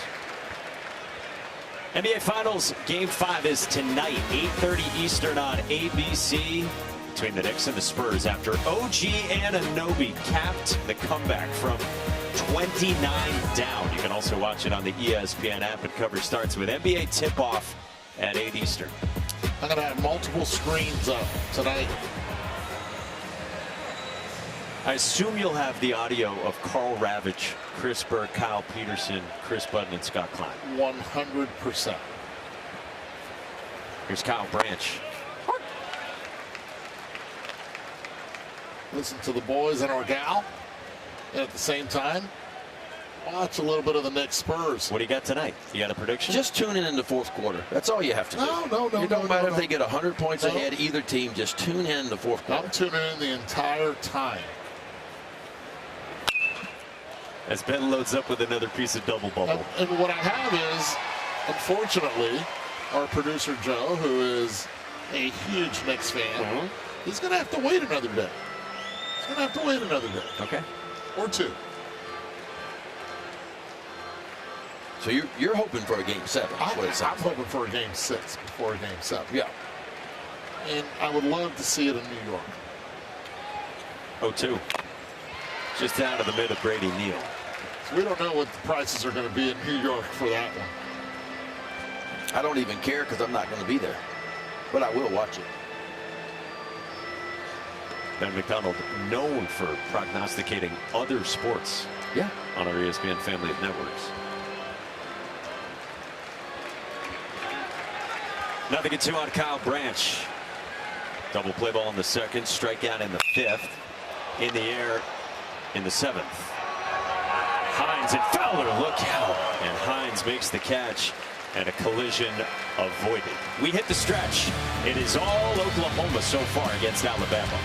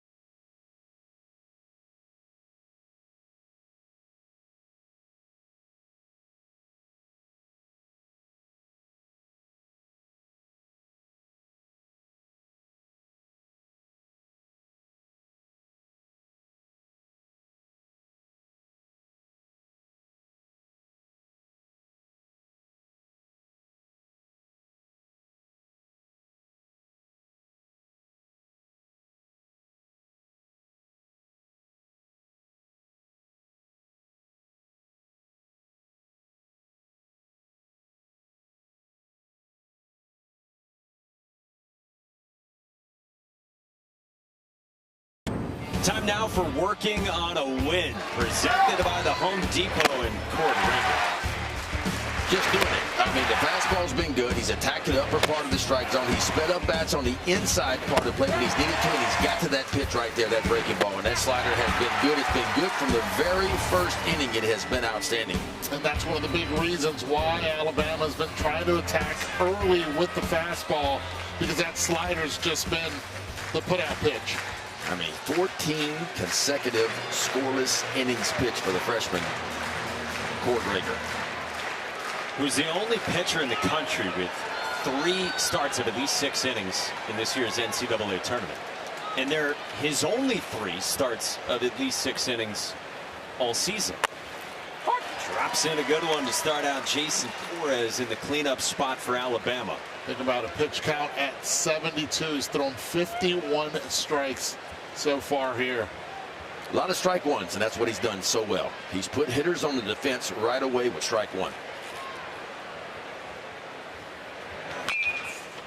And strike 2. The one thing we haven't seen from a lot of collegiate teams is the 1-2-3 wiggle from the catchers. You get LeCounte behind the plate, giving the signs to Rager. Yeah, a little old school action. Old school. No pitch calm type system. One's a fastball, 2 is a curve. If I wiggle my fingers a little bit, just take a little bit off. I missed that part of the game.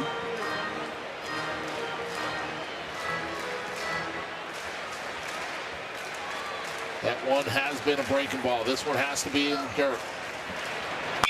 Ooh, stays up.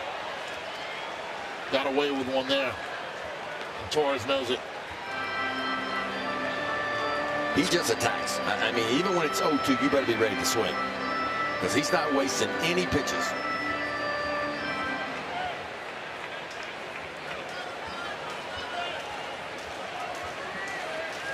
Another 0-2 from Cord Rager. Swing and a miss. Back foot filled. 6 Ks. I love what the catcher, Dayton LaChance, did right there. He gave him the sign for slider, and he pointed to the dirt. He said, I want it down. If you're going to miss, you better miss down. Watch this. Points down, right down here. This is where I need it. Make sure you get it here. If you miss below this. And, boy, you can't throw a breaking ball any better than that right there. Missed that by a couple inches. Yeah, I would say give or take. There's John Lem. He missed it by a foot. John Lem has been aboard twice against Cord Rager. He got hit by a pitch in the second. Then he had Alabama's first hit in the 5th to lead off that frame with a single up the middle. And with that strikeout, Cord Rager to a new career high and innings pitched at 6 1/3. But very economical still at 77 pitches. Yeah, and with a 5-run lead, the leash may be a little bit longer than what it typically would be. Season high in pitches this year, 93. 2-0 curveball for a land strike at the bottom of the zone. Yeah, that's not fair. Finally get a count in your favor because Cord Rager's not been behind the count very often. And you finally get to a hitter's count, he bends a breaking ball in there to get back at the count. Tried it again.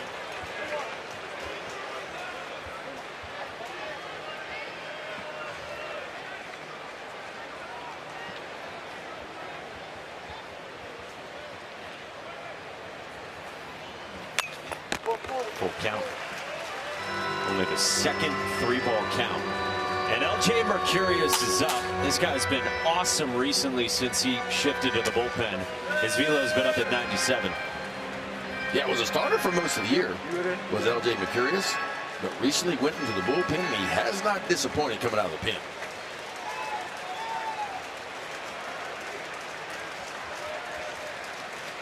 Cord Rager's 3-2 to John Lem. Wow. Struck him out. Come on now. That's not fair. Nope. That's not fair. As a hitter, you're okay. I'm giving up for 92, 93. That's where he's been this inning with the fastball. And then he goes with the 3-2 slider for his strike. If you take it, it's going to be called. But the good tight spin gets him to swing right over that pitch once again. That's big time there. Up 5 runs, 3-2 count. Settling on that fastball, he goes right back to that breaking ball, and another strikeout for the 6'6", 237-pound freshman. Who just showed as much emotion as he has all afternoon. Well, he knows he's getting to the end, and whatever he's got left in the tank right now, he is just emptying it out. If he gets Eric Hines quickly here, does he have any more in him?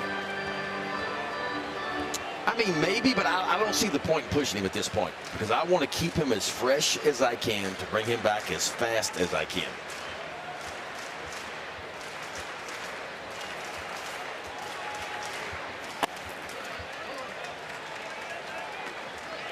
And look, with the off days coming and some of your good bullpen pieces down there, you want them to touch the mound too. You want them to get comfortable on the mound, some of your bullpen pieces as well. If you win this game, you play Monday night next. 1-2 on Eric Hines, and now he's unleashing the changeup. We've not seen that. It has been heavy fastball slider, or curveball he calls it, and that might be the first changeup today, and it was a dandy. I'll tell you this, only 84 pitches for Rager. Cord Rager's 1-2. At the end of the bat. How about back-to-back changeups? Huh? It's 3 in a row, Ben. Yeah. That's good, man. Time to elevate now. Shown it to him a couple times. And that's a perfect world for me. It's a save a pitch, maybe the second or third time he lined that the hitters haven't seen. He's been able to do that because he's been able to dominate the game. Cord Rager's 1-2. Laced down the line, foul. Now the elevate. Got away with that one right there. But it's been so good because he established the fastball early.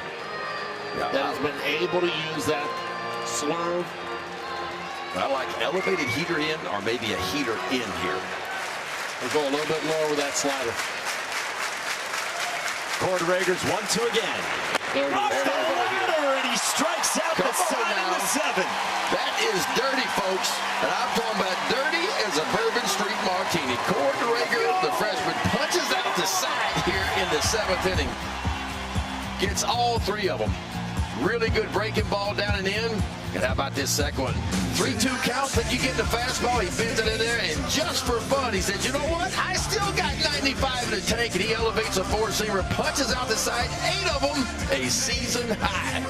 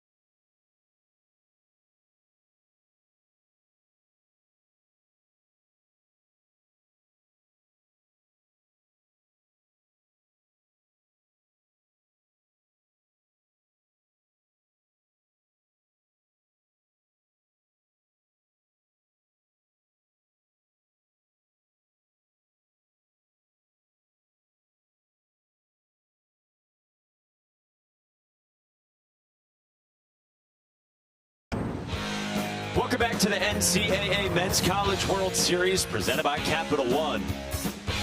Cord Rager is spinning it today. 8 strikeouts. Yeah. Hey, for the latest news, insight, and in-depth analysis from the 2026 Men's College World Series, go to ncaa.com, the official online home for all NCAA championships. Is he done as we start the 8th inning? I would think so. I would. I want him to end on a very positive note, and you don't get more positive than 3 up and 3 down, all 3 strikeouts. I'll tell you this, he's leaning on the railing. He's done. Especially the celebration he had there right after the last strikeout. 1-1. Because again, with the off days, you know, your bullpen's going to be fresh, and I want some of my good bullpen arms too to touch them out. I think it's important. No such thing as no leverage situations here in Omaha, but this will certainly be a lower leverage type situation for some of the relievers coming in with just 6 outs to go, up 5-0. That's out. 2-1 on Jason Walk, Oklahoma's leadoff man, spinning around from the right side. Walk's done a nice job this afternoon getting on base 2 out of the 3 times he's come up. Single and a walk for Walk. Grounder foul. If you win this game, you play Monday night against whoever wins tonight between Georgia and Texas. If you lose, you come back Monday afternoon against whoever loses that game tonight. 2 brackets, 4 teams each. Probably know the format by now. Double elimination within each bracket. And then the 2 bracket winners in a best-of-3 championship series that starts a week from today. 2-2. Just off. Pretty good pitch right there. Yeah. Crowther had a 3 up and 3 down 7th inning in relief for the starter Tyler Fay. 3-2. Man, for Oklahoma, they just keep on rolling. It was 3 straight wins to finish the regional. It was the sweep of a very good Kansas team, number 15 national seed in Lawrence, trying to make it 6 wins in a row. Yeah, and look, they dominated in Lawrence too. Scored 21 runs, only allowed 3 to Kansas in 2 games. Walk is on again. And Cord Rager did it over 7 shutout innings, 87 pitches, and 8 punch-outs. No, he dominated. It was a lot of strike ones. He established the fastball early. He was heavy on that breaking ball to the left-handed hitters, man. And once he sped those bats up by shoving fastballs in, then he started to go to the breaking ball. And then just for fun in the 7th inning, he started to show us a little bit of a changeup, too. Threw 3 changeups, but he pitched up when he wanted to, spun his breaking balls in there. 7 of the 8 strikeouts came on that breaking ball. It's a huge lead at first. As Camden Johnson bats. And when a base runner has that big of a lead, usually it's that one-way lead. They want to see the pick move to first base. Walk, bigger lead, left-handed pitcher on the mound.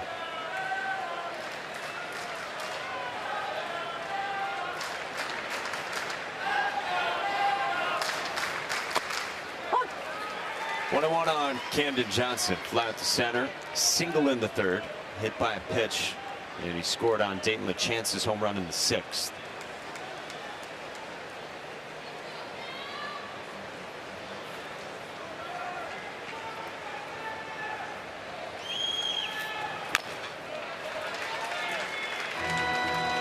It's an Oklahoma team that early in the year played really well.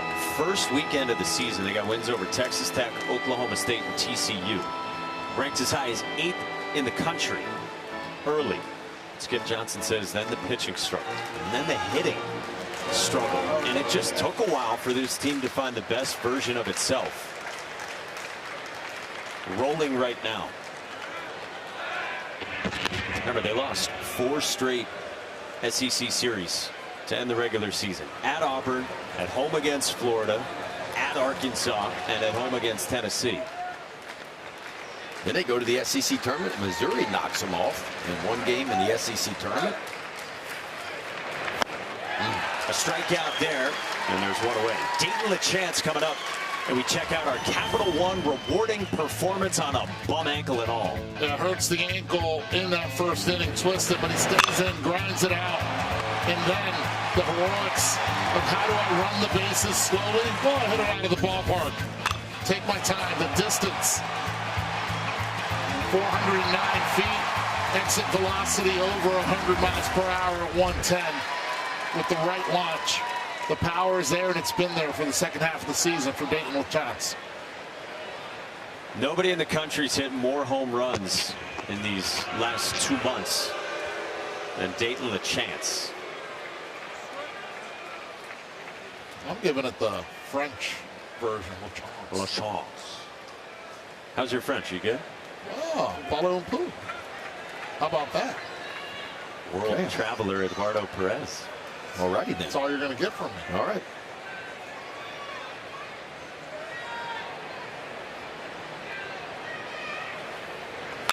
LeChance on a line, center field, in front of Fowler. 106 squared up. I'm telling you what, when he finds the barrel, it's a collision. That's what it is. 2 for 4 already this afternoon. I don't think it's what OU wants, is to have him on the bases with that ankle the way he's been hobbling, but the bat head stays through the zone flat, and understanding how to be able to lift it. For a big man, too, he's quiet at home plate. There's not a whole lot of extra movement. He just sets the foot down and just throws the hands at it. Jackson Willits from the right side. I asked him in the meetings to Dayton. I said, Dayton, who do you think, have people told you who you look like? He's like, Gary Carter with my curls. Like, he went to number 8 Montreal Expos. Yes, I know, New York Mets later. But he went with the kid. Back in the day. Dayton's father was a huge Expos fan. So was I for 3 years. Yeah. And that, that's rare for young kids to go back to the Gary Carter days, Remember, I used to coach youth league travel ball, and I'd met somebody like Pete Rose or Nolan Ryan, and the kids just look at you cross-eyed. I like, who are you talking about, coach?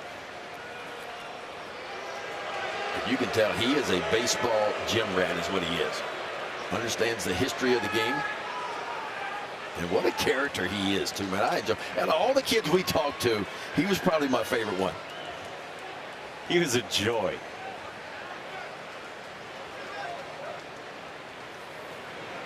I have so much respect for athletes who try to and then exceed and excel speaking in a second language. And he does it so well. Thank you. Yeah, I'm you. sorry, I thought... We don't even know which one's your first language. Well, but seriously, Dayton LeChance did not know English 2 years ago.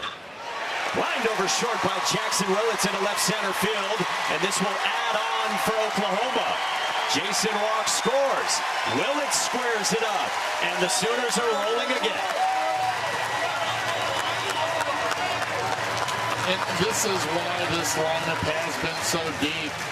Willits has been able to give you professional at-bats all season long. Goes 2 for 4 already in this game as well. And he understands LeChance is not running at his best.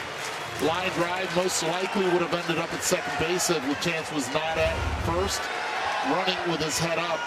Now runners at first and second. For Trey Gamble.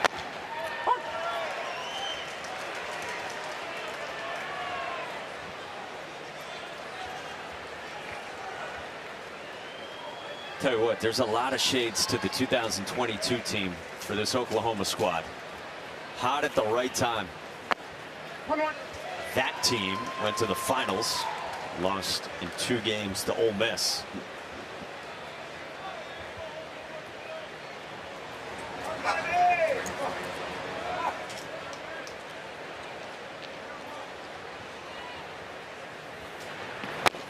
I think the similarities for me in some ways start with Cord Rager, kind of like a Cade Horton. Like, got hot at the end of the year. That's what it takes. Super talented kid, put it all together late in the year. I mean, that's what it takes here in Omaha. And really in postseason play is guys have to start to perform at a little bit higher level than what they have all year long. And certainly Oklahoma fits that bill. Hines puts it away on Gamble for out number 2. Well, the Cubs are in San Francisco to take on the Giants tomorrow at 3 Eastern on ABC. You can also stream it all on the ESPN app. Now, calling that game is David Ross, former Chicago Cubs manager, longtime MLB catcher. He also played in the College World Series twice, and he has his eyes locked on this game because Alabama pitching coach Jason Jackson is his best friend. They've been best friends since 3rd grade. That photo on the left there was when David won the World Series with the Red Sox back in 2013. And Taylor single into center here from Brendan Brock. And Dave LeChance scores on that bum wheel. Makes it 7-0 Oklahoma. And these are important runs as well. You know now the big lefty is going to be out of the game. So what do? You continue to add on. And it's been line drive after line drive. Relentless offense. Pitch stays up, down, through the zone. And you get that base hit, and the hustle gets him to second base. Good base running all in all.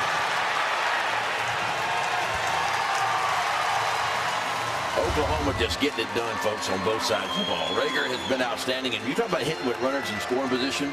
How about 4 for 7 today for Oklahoma in the moments that it matters the most?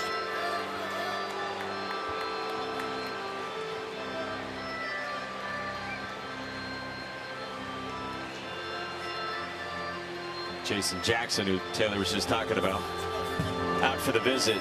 Evan Steckmesser and Sam Mitchell.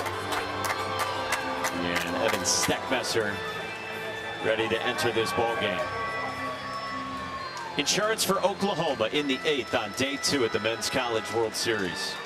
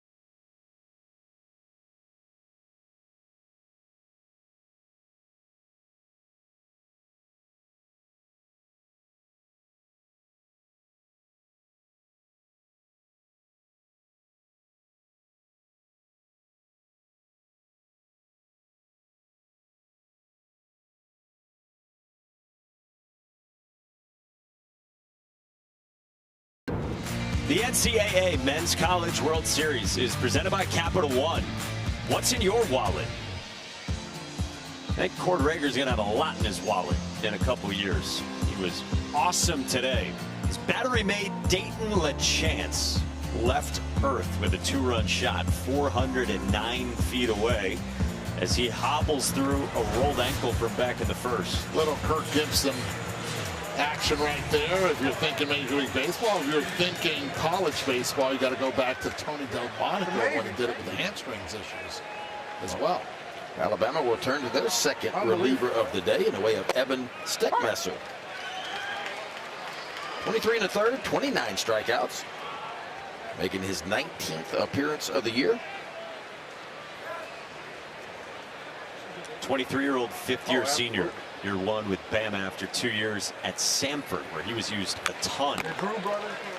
Second and third, 2 outs for Desan Harris, who had an infield single when he was rolling down the line in the second. Gonna try to put him away here. You have to be aware of the wild pitch.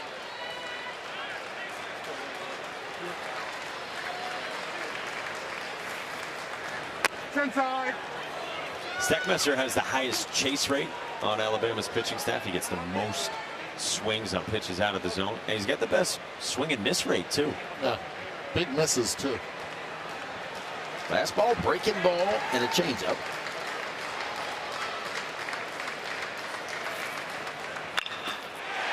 Roped into right center field by Desan Harris. Willett scores with Brock right behind him. 9-0 Oklahoma.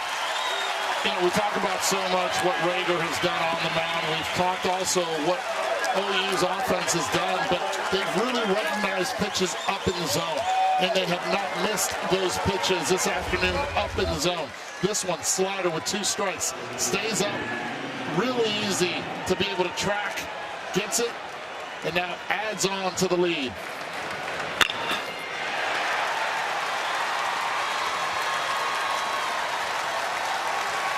Two-hit day for Desan Harris. Ball. And now Dayton Taki in the 8th spot, who's 0 for 3 so far. Strikeout, flyout, ground out. Does 9-0 change your calculus pitching-wise for Oklahoma?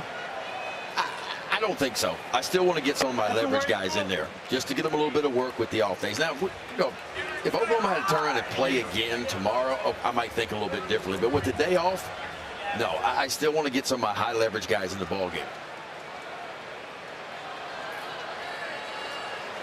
Saw LJ Mercurius just sitting down after he got up earlier. Oh, he's ready.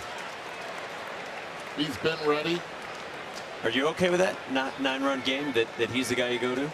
Yes, I'm okay with it. This is a College World Series, and you cannot assume anything. Get him in there. Let him get a feel for it. 3-1. Don't let that pitch count get up in too high so he can be available for multiple innings in a couple days.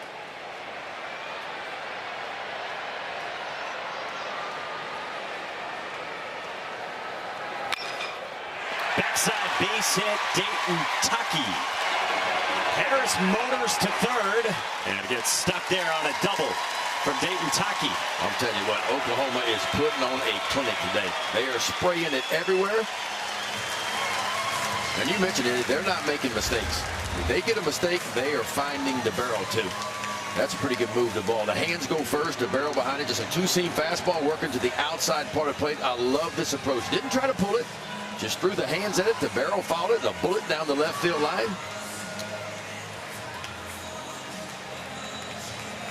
And Dayton Taki's mother loves it. If you did not know that Dayton Taki was a left-handed hitter, and you look at the chart, you would think he's a right-handed hitter. The power that he's displayed during the regionals and super regionals have been special. Kyle Branch had it knocked down by Jason Torres, who got to his feet to end the inning.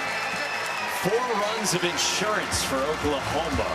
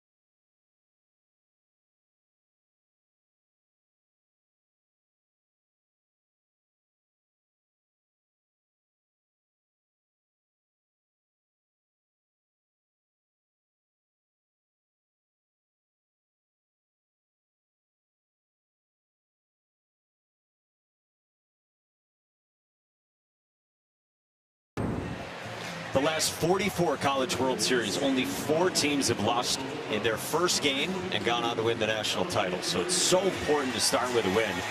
And Oklahoma trying to do just that. Quarter acre's done, and he gives way to the pitcher on the Oklahoma staff who actually leads the team in innings pitched this year. L.J. Mercurius, the UNLV transfer who's been really good in relief. Yeah, Mercurius making his 19th appearance, 12 starts. Out of those 19, 70 2/3. You mentioned his innings pitched. How about 92 strikeouts? Opponents hitting just .245 off the right-hander, Mercurius. 6.04 ERA as a starter, 1.59 ERA as a reliever. He was telling us the other day, feels like the bullpen really suits him. It's a good arm, too. I mean, fastball's low, and it'll tick up into the mid-90s, and he's throwing a little bit harder from what we say out of the bullpen, which is not uncommon. A lot of times as a starter, you got to kind of keep a little bit in the tank for those big moments, but as a reliever, man, you can just come in and let it rip. So the velo's ticked up a little bit. Fastball, slider, curveball, a little bit of a changeup as well. As you can look at Cord Rager. Enjoying himself, and rightly so. There is not a better feeling than that in a big moment to go out there and just absolutely shove like that young man did.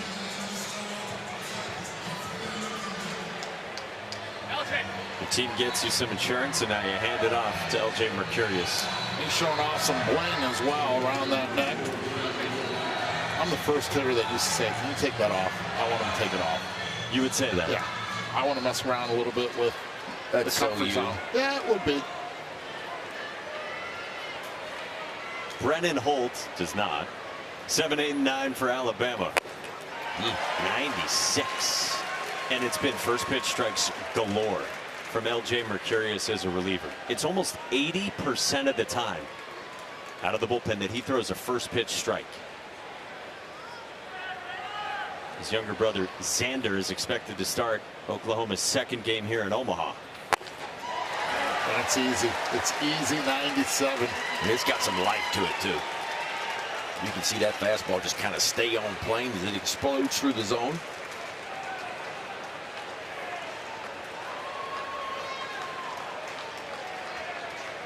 Pairs the heater with a good changeup.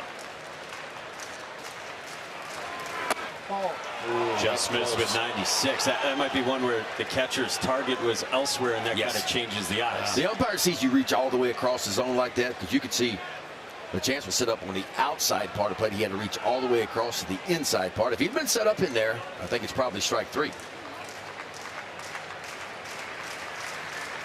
The ball. Watch where the chance is set up. See him on the outside edge, and then watch where he has to reach. And the umpire sees that reach. And that's just enough sometimes for an umpire to say, nope, that's a ball.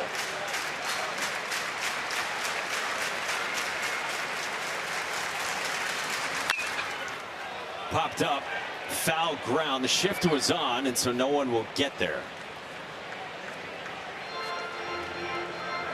Camden Johnson was playing near short instead of his normal third base spot. LJ's like, all right, what are we going to do? There's Xander Mercurius, true freshman. Again, he's in line to start on a Monday. That's the plan for Skip Johnson. How fun for these two guys to do it together. Yeah, has to be. LJ told us the other day, I wanted to see better competition. Nothing against his time at UNLV. But stepping up into the SEC. He said he wanted to go where he could join forces with Xander. On the ground, backside base hit, a shift beater from Brennan Holt to get the leadoff man on for Alabama with its 4th hit. Good piece of hitting down. Pitch down in the zone, 2 strikes. Let it get a little deep. Hit it where they aim. Third baseman playing a little bit more towards the shortstop side of it. A lot of room there. Yeah, Brennan Holt's bounced around a lot in his career. 5th-year senior, originally from Baton Rouge. He's gone from LSU to Oklahoma State to South Alabama, and now to Tuscaloosa. Strike 1 to start out, Luke Vaughn. 0 for 2, 2 groundouts. 1 to short, 1 to second for the 8-man in Alabama's order.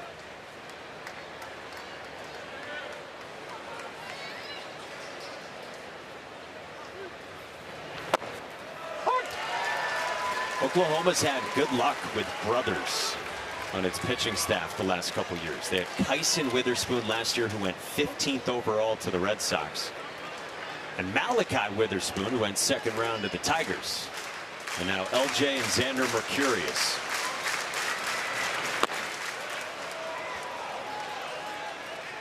We asked Xander for a scouting report on LJ. Said, he's been pretty nasty recently, but if he leaves his fastball up, he can get in a little bit of trouble. He said if the velo's not there, it's dead zone for LJ.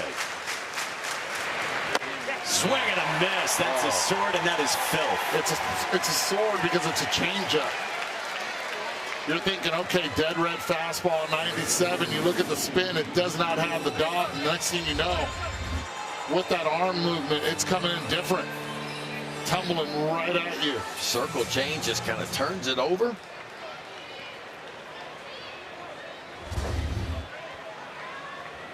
So 1 out, 1 on, and Peyton Steele. Bouncer towards short. Jackson Willits, the flip. Kyle Branch, the turn, and it's 2 for LJ Mercurius.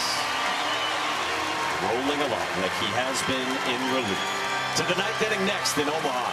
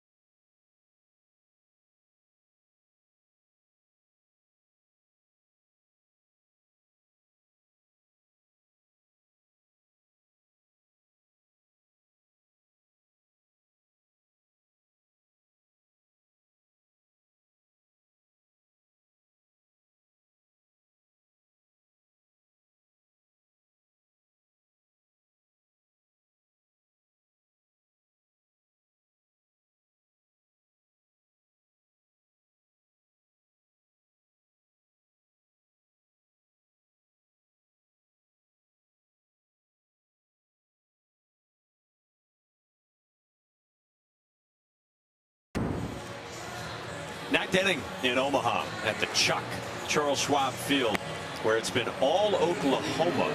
Winner faces either Texas or Georgia on Monday night. That would be 7 o'clock Eastern right here on ESPN. Then the loser comes back 2 Eastern on Monday here on ESPN. As Sam Mitchell takes over, the redshirt sophomore right-hander from Madison, Alabama. Yeah, Sam Mitchell making his 20th appearance of the year, all up out of the bullpen. 29 innings. He has worked 25 strikeouts. Opponents hitting .282 off the right-hander Mitchell. Fastball, cutter, curveball, and a changeup for Sam Mitchell. He gets top of Oklahoma's lineup after they added 4 runs of insurance last inning in the 8th.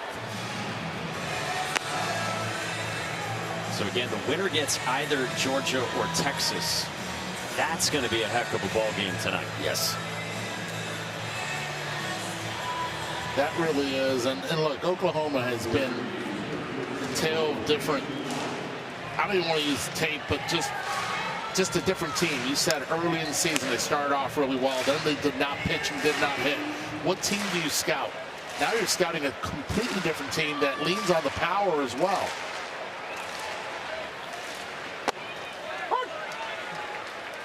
But it always begins with what? Leadoff hitter and pitching. Good starting pitching. Good starting pitching and playing defense will keep you in every ball game. And if you can get enough offense, it's been a little bit more than enough for Oklahoma as of late. Pretty average to below average offense for the majority of the year, but it has been different in postseason play. In foul ground, Jason Torres at the railing almost made the catch. We'll take the shades back. 5 of the 8 innings, the leadoff hitter has reached base for Oklahoma. And that's putting pressure on the defense. That's putting pressure on the pitching. Yep. And look, when they've gotten their opportunities, well, one of my favorite stats to always look at is runners in scoring position. How do you perform with runners in scoring position? In Oklahoma today, 5 for 9.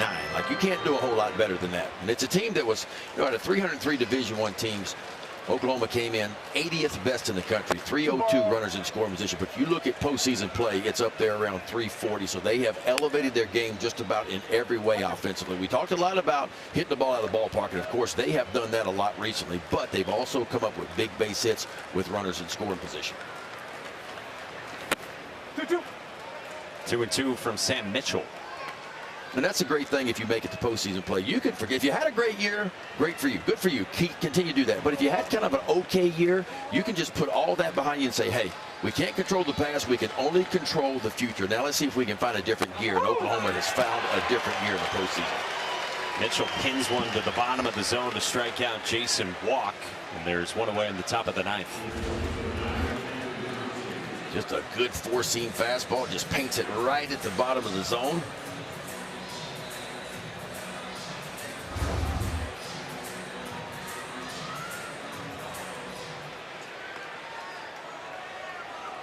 Now Camden Johnson.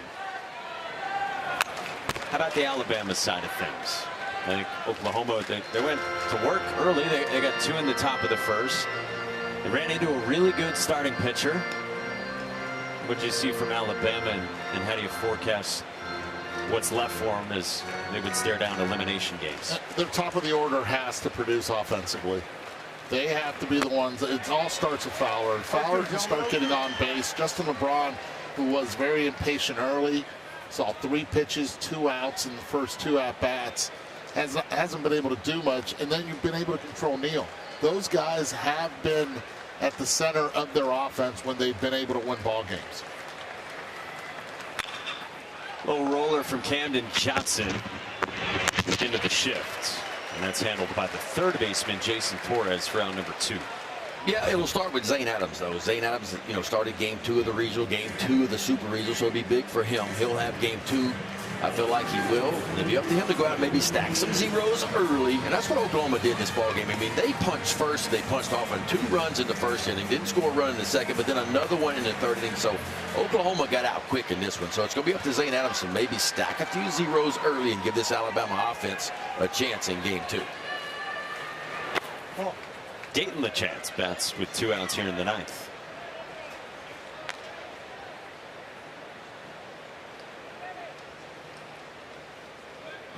He has scored 3 runs, all of them on a bad ankle.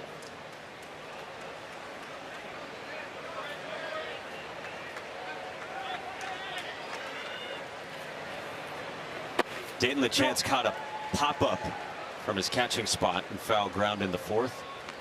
And it looked like he was like, yo, Cord, can you just strike guys out? Yeah, I'd rather not move around a whole lot.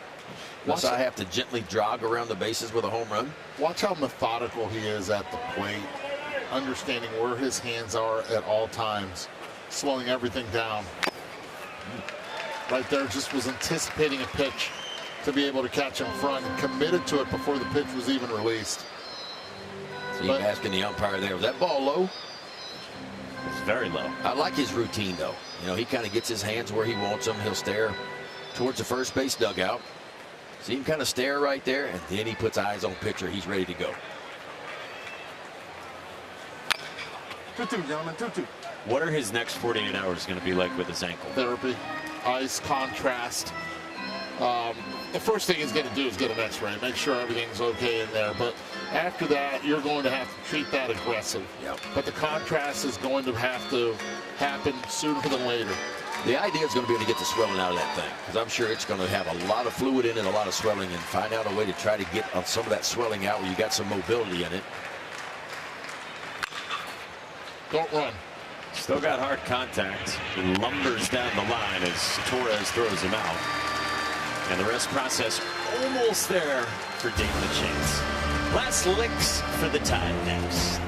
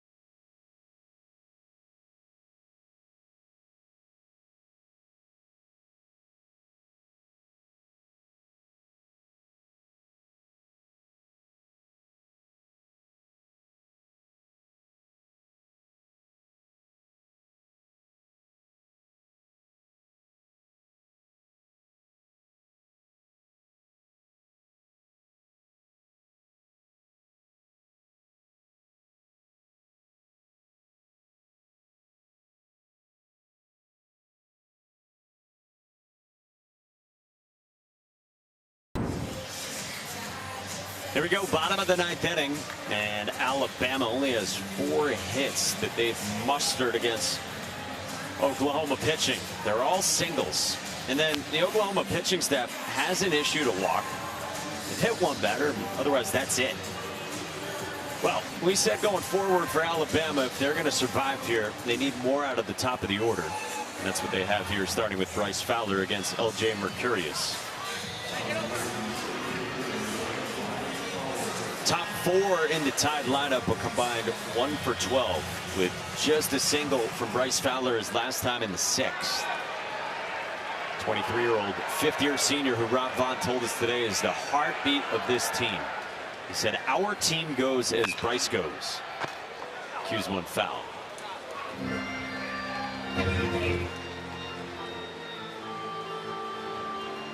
I feel like a chance for Bryce Fowler to get drafted next month as a 5th-year senior.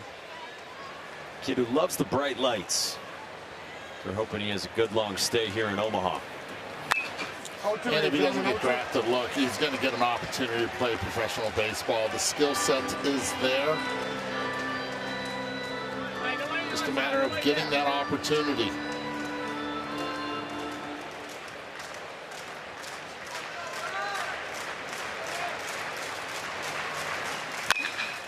Taylor asked Bryce the other day about playing center field here with all this space in this ballpark. And Bryce just started shaking his head. He said, I'm a little older.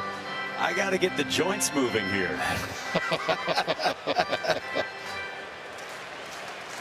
Apparently the coaches love chirping him. He said 2 of the coaches asked him if he's going to be able to handle it here. He rolls one at first. The Dayton tacky. One away in the bottom of the 9th. Most center fielders that we talk to, they want to play in this ballpark because they get a chance to show their skills out because you got so much more ground to cover out in center field at this ballpark. So you really get a chance to show everybody that you can pick them up and put them down and go make some outstanding. And we've seen some unbelievable plays here in Omaha in that outfield from left center field to right center field over the years. Well, here's Justin LeBron. 2 pop-outs to the right side of the diamond and a strikeout his last time.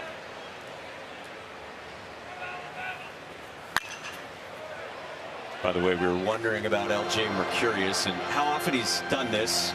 This has been really efficient, 16 pitches, so you hope to be able to bring him back, and certainly will be able to on Monday night. He's gone back-to-back days already in the NCAA tournament. Back in the regional, 3 innings one day against the Citadel, and then 4 innings the next day against Georgia Tech. Oh, that's that changeup. See the wiggle from LaChance. That's so hard for a hitter to adjust to because the fastball went up to 97.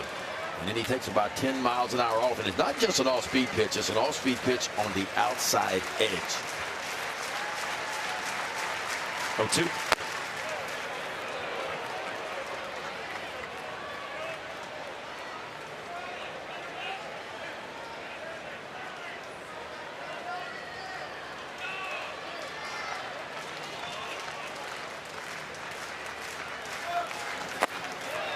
Justin LeBron told us the other day that the first 2 years, team-wise for Alabama, early exits in regionals, they didn't win a game. He said that left a really sour taste in his mouth. And so he's been thrilled with this run that Rob Vaughn's team's been on all the way to Omaha. 2-2. He's got such quick hands at the plate that the bat head stays in and out of the zone really quick. It doesn't stay there long. Thin handle bats because that's what aluminum bats have. So you end up being just too quick in the zone, and that you see is why he struggles against those changeups and also left-handed pitching. Squares this one up on a line into center. Well, those are those hands you're talking about right there because it takes a special set of hands to be able to go up top shelf like that and flatten your swing on a fastball 97, 98 miles an hour. And you can tell he was sitting fastball the whole time. There's a good look at the four seam, but watch him just go up and just flatten that swing on a ball that's marginally a strike, maybe right at the top of the zone or a little bit above, but that's a nice move. And we talk about this kid, we talk about tools. It's very toolsy, but for him, when he figures out the pop that he has, that he can leave in any part of the ballpark, he doesn't have to catch it out in front all the time to hit it hard and leave the ballpark. When he figures that out, that he can leave the right center field as easy as he can, the left center field, I think that's when he's going to take the next step forward. Ball. I think getting that hit now, at least he was over the game. You get that base hit, get out of the way, it clears that pressure off for the next game. 41 stolen bases this year. He's right now 9-0. He shouldn't be stealing. Staying right there.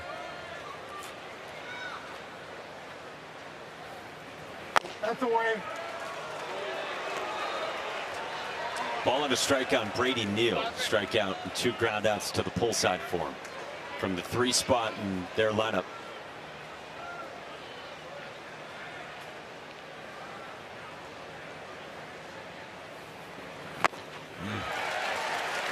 That's a difference maker right there, folks. You got to get your foot down as a hitter. You got to get going when you're seeing 97, 98. When he can pull the string like that. And again, it's not just an all-speed pitch. He's placing it perfectly on the edges. Time to elevate the fastball.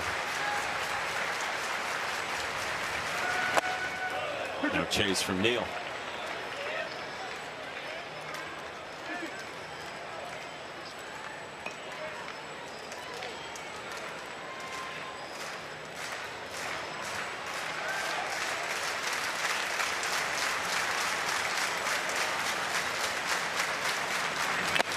Nasty with the changeup. And Oklahoma's 1 out away from a win in the opener. That's some really good sequencing right there. Changes the eye level with the 4-seam fastball. Didn't get the swing and the miss he wanted, and right back to that death ball. That changeup just rips it, turns it over, and fades it down and away from Brady Neal.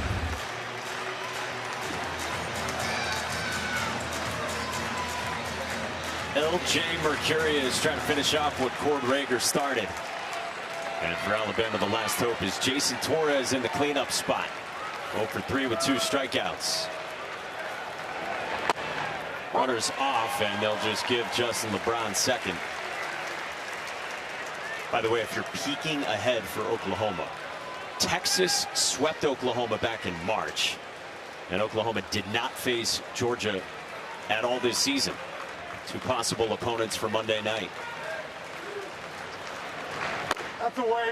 And I think the big story is going to be the man behind the plate. Will he be ready to play? Once that tape comes off that ankle, this is where the trainers really have to get it done. I know the will be there.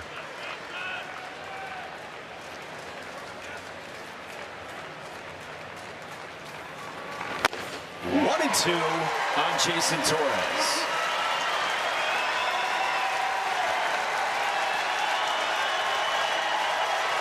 Stay up there, Ben. I think you got options. I would stay up there one more time and then maybe go to the changeup if I don't get the swing and the miss.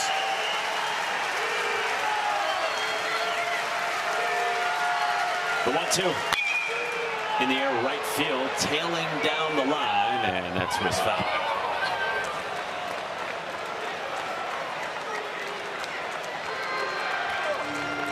Well, they've been attacking Torres up in the zone with the fastball. Rager did it, showing him some spin late. But I like that approach right there, right? I mean, he's thinking about the changeup in the back of his mind. So he was late on the fastball, which he should be, to have some bat left for that changeup. So the approach was good. I don't think you need to throw a strike here. I like the changeup down, maybe fading below the zone. Maybe you get the swing and the miss you want. Outside 2-2. An entire fan base trying to will the end of this ball game.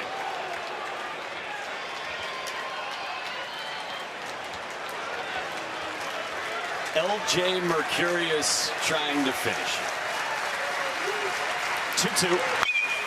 Torres rolls it gently at third. Camden Johnson barehands to do it in style. Big time play.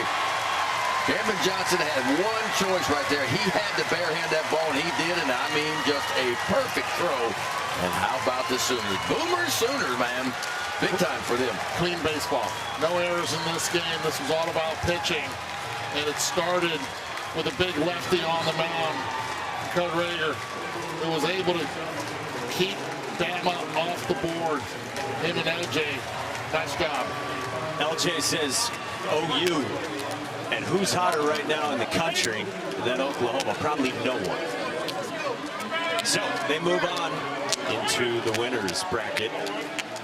Monday night, 7 Eastern on ESPN. They get whoever wins tonight's game between Georgia and Texas. Again, Texas swept Oklahoma back in March, and Oklahoma and the Dogs did not square off at any point in the regular season.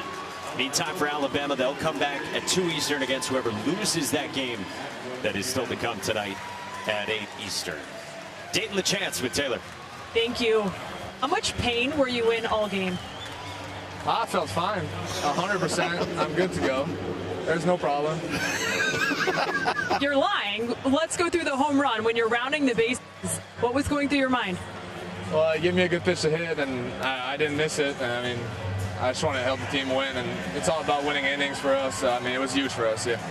Rager, 7 shutout innings. What made him so effective? I mean, he attacked every inning. That's all he does. He just attack, and he's confident on the mound. That's all we need from him right now. How do you utilize that breaking ball with him? I mean, he can use it anytime you want. He can throw a strike and whenever you want with it. So, I mean, he's nasty, man. That's why he's the best pitcher in the country. Best freshman in the country for sure. Back to the home run, you told the coaches after you had hit one, the floodgates were open. Why is it with you that way?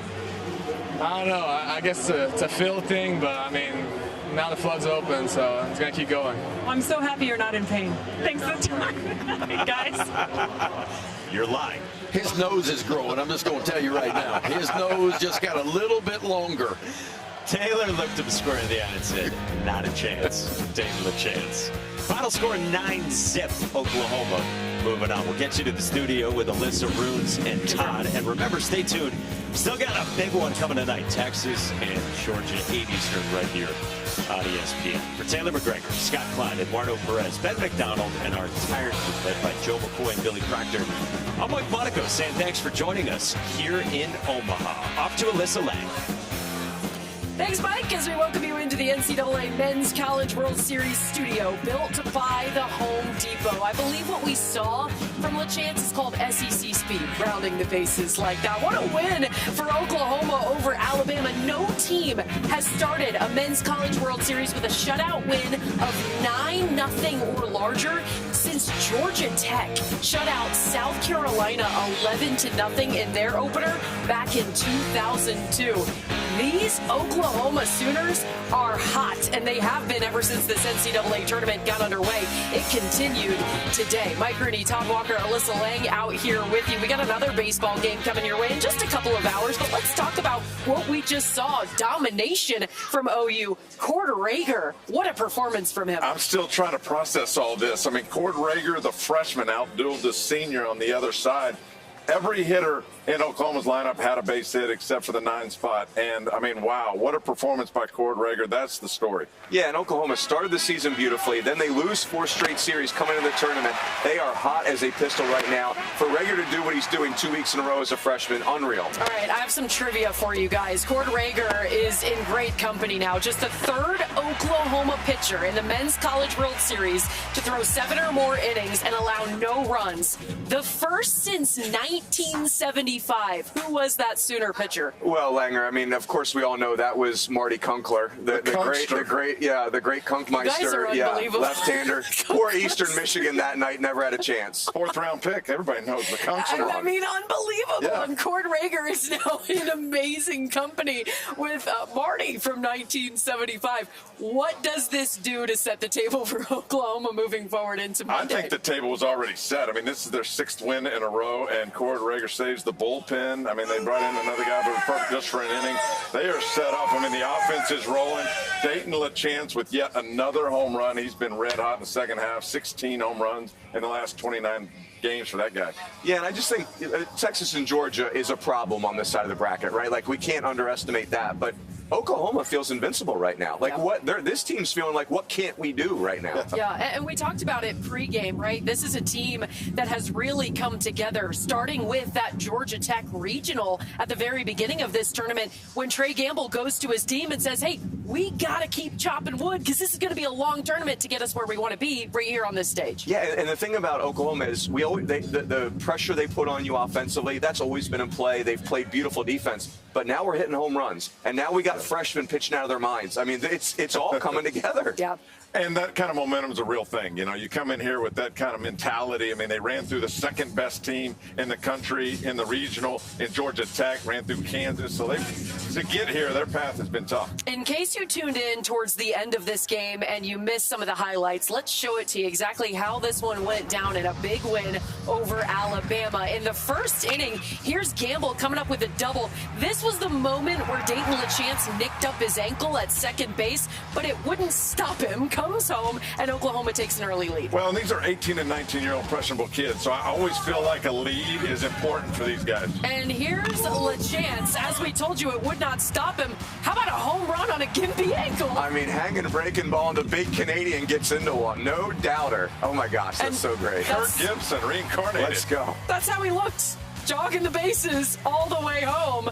And then it was Cord Rager, as we said, just putting on a beautiful show today. Well, he attacked from the first inning. A fastball dominant early. Then he went to the slider. That was working. He kept him out balanced all day long for Cord Rager. And again, for the freshman to have that sort of heartbeat, I think about he's pitching in Maypearl, Texas last year in high school, and now he's in the biggest stage of college baseball. They will get the winner of Texas, Georgia. That game coming up right here on ESPN, 8 o'clock Eastern time. So much of a team's success here can hinge on how many arms they have to burn early in this tournament. What does Cord Rager's length today do for Oklahoma? Well, I think the biggest thing is if you're Oklahoma, maybe you only have to use 4 or 5 arms. Right. And everybody's got, at this time of year, 4 or 5 arms that are on it and feeling good. And so, I mean, what an incredible start by a true freshman. You nail the super regional with fastball, like you said, T. Then it was the breaking ball today, really came on in the second half of the game.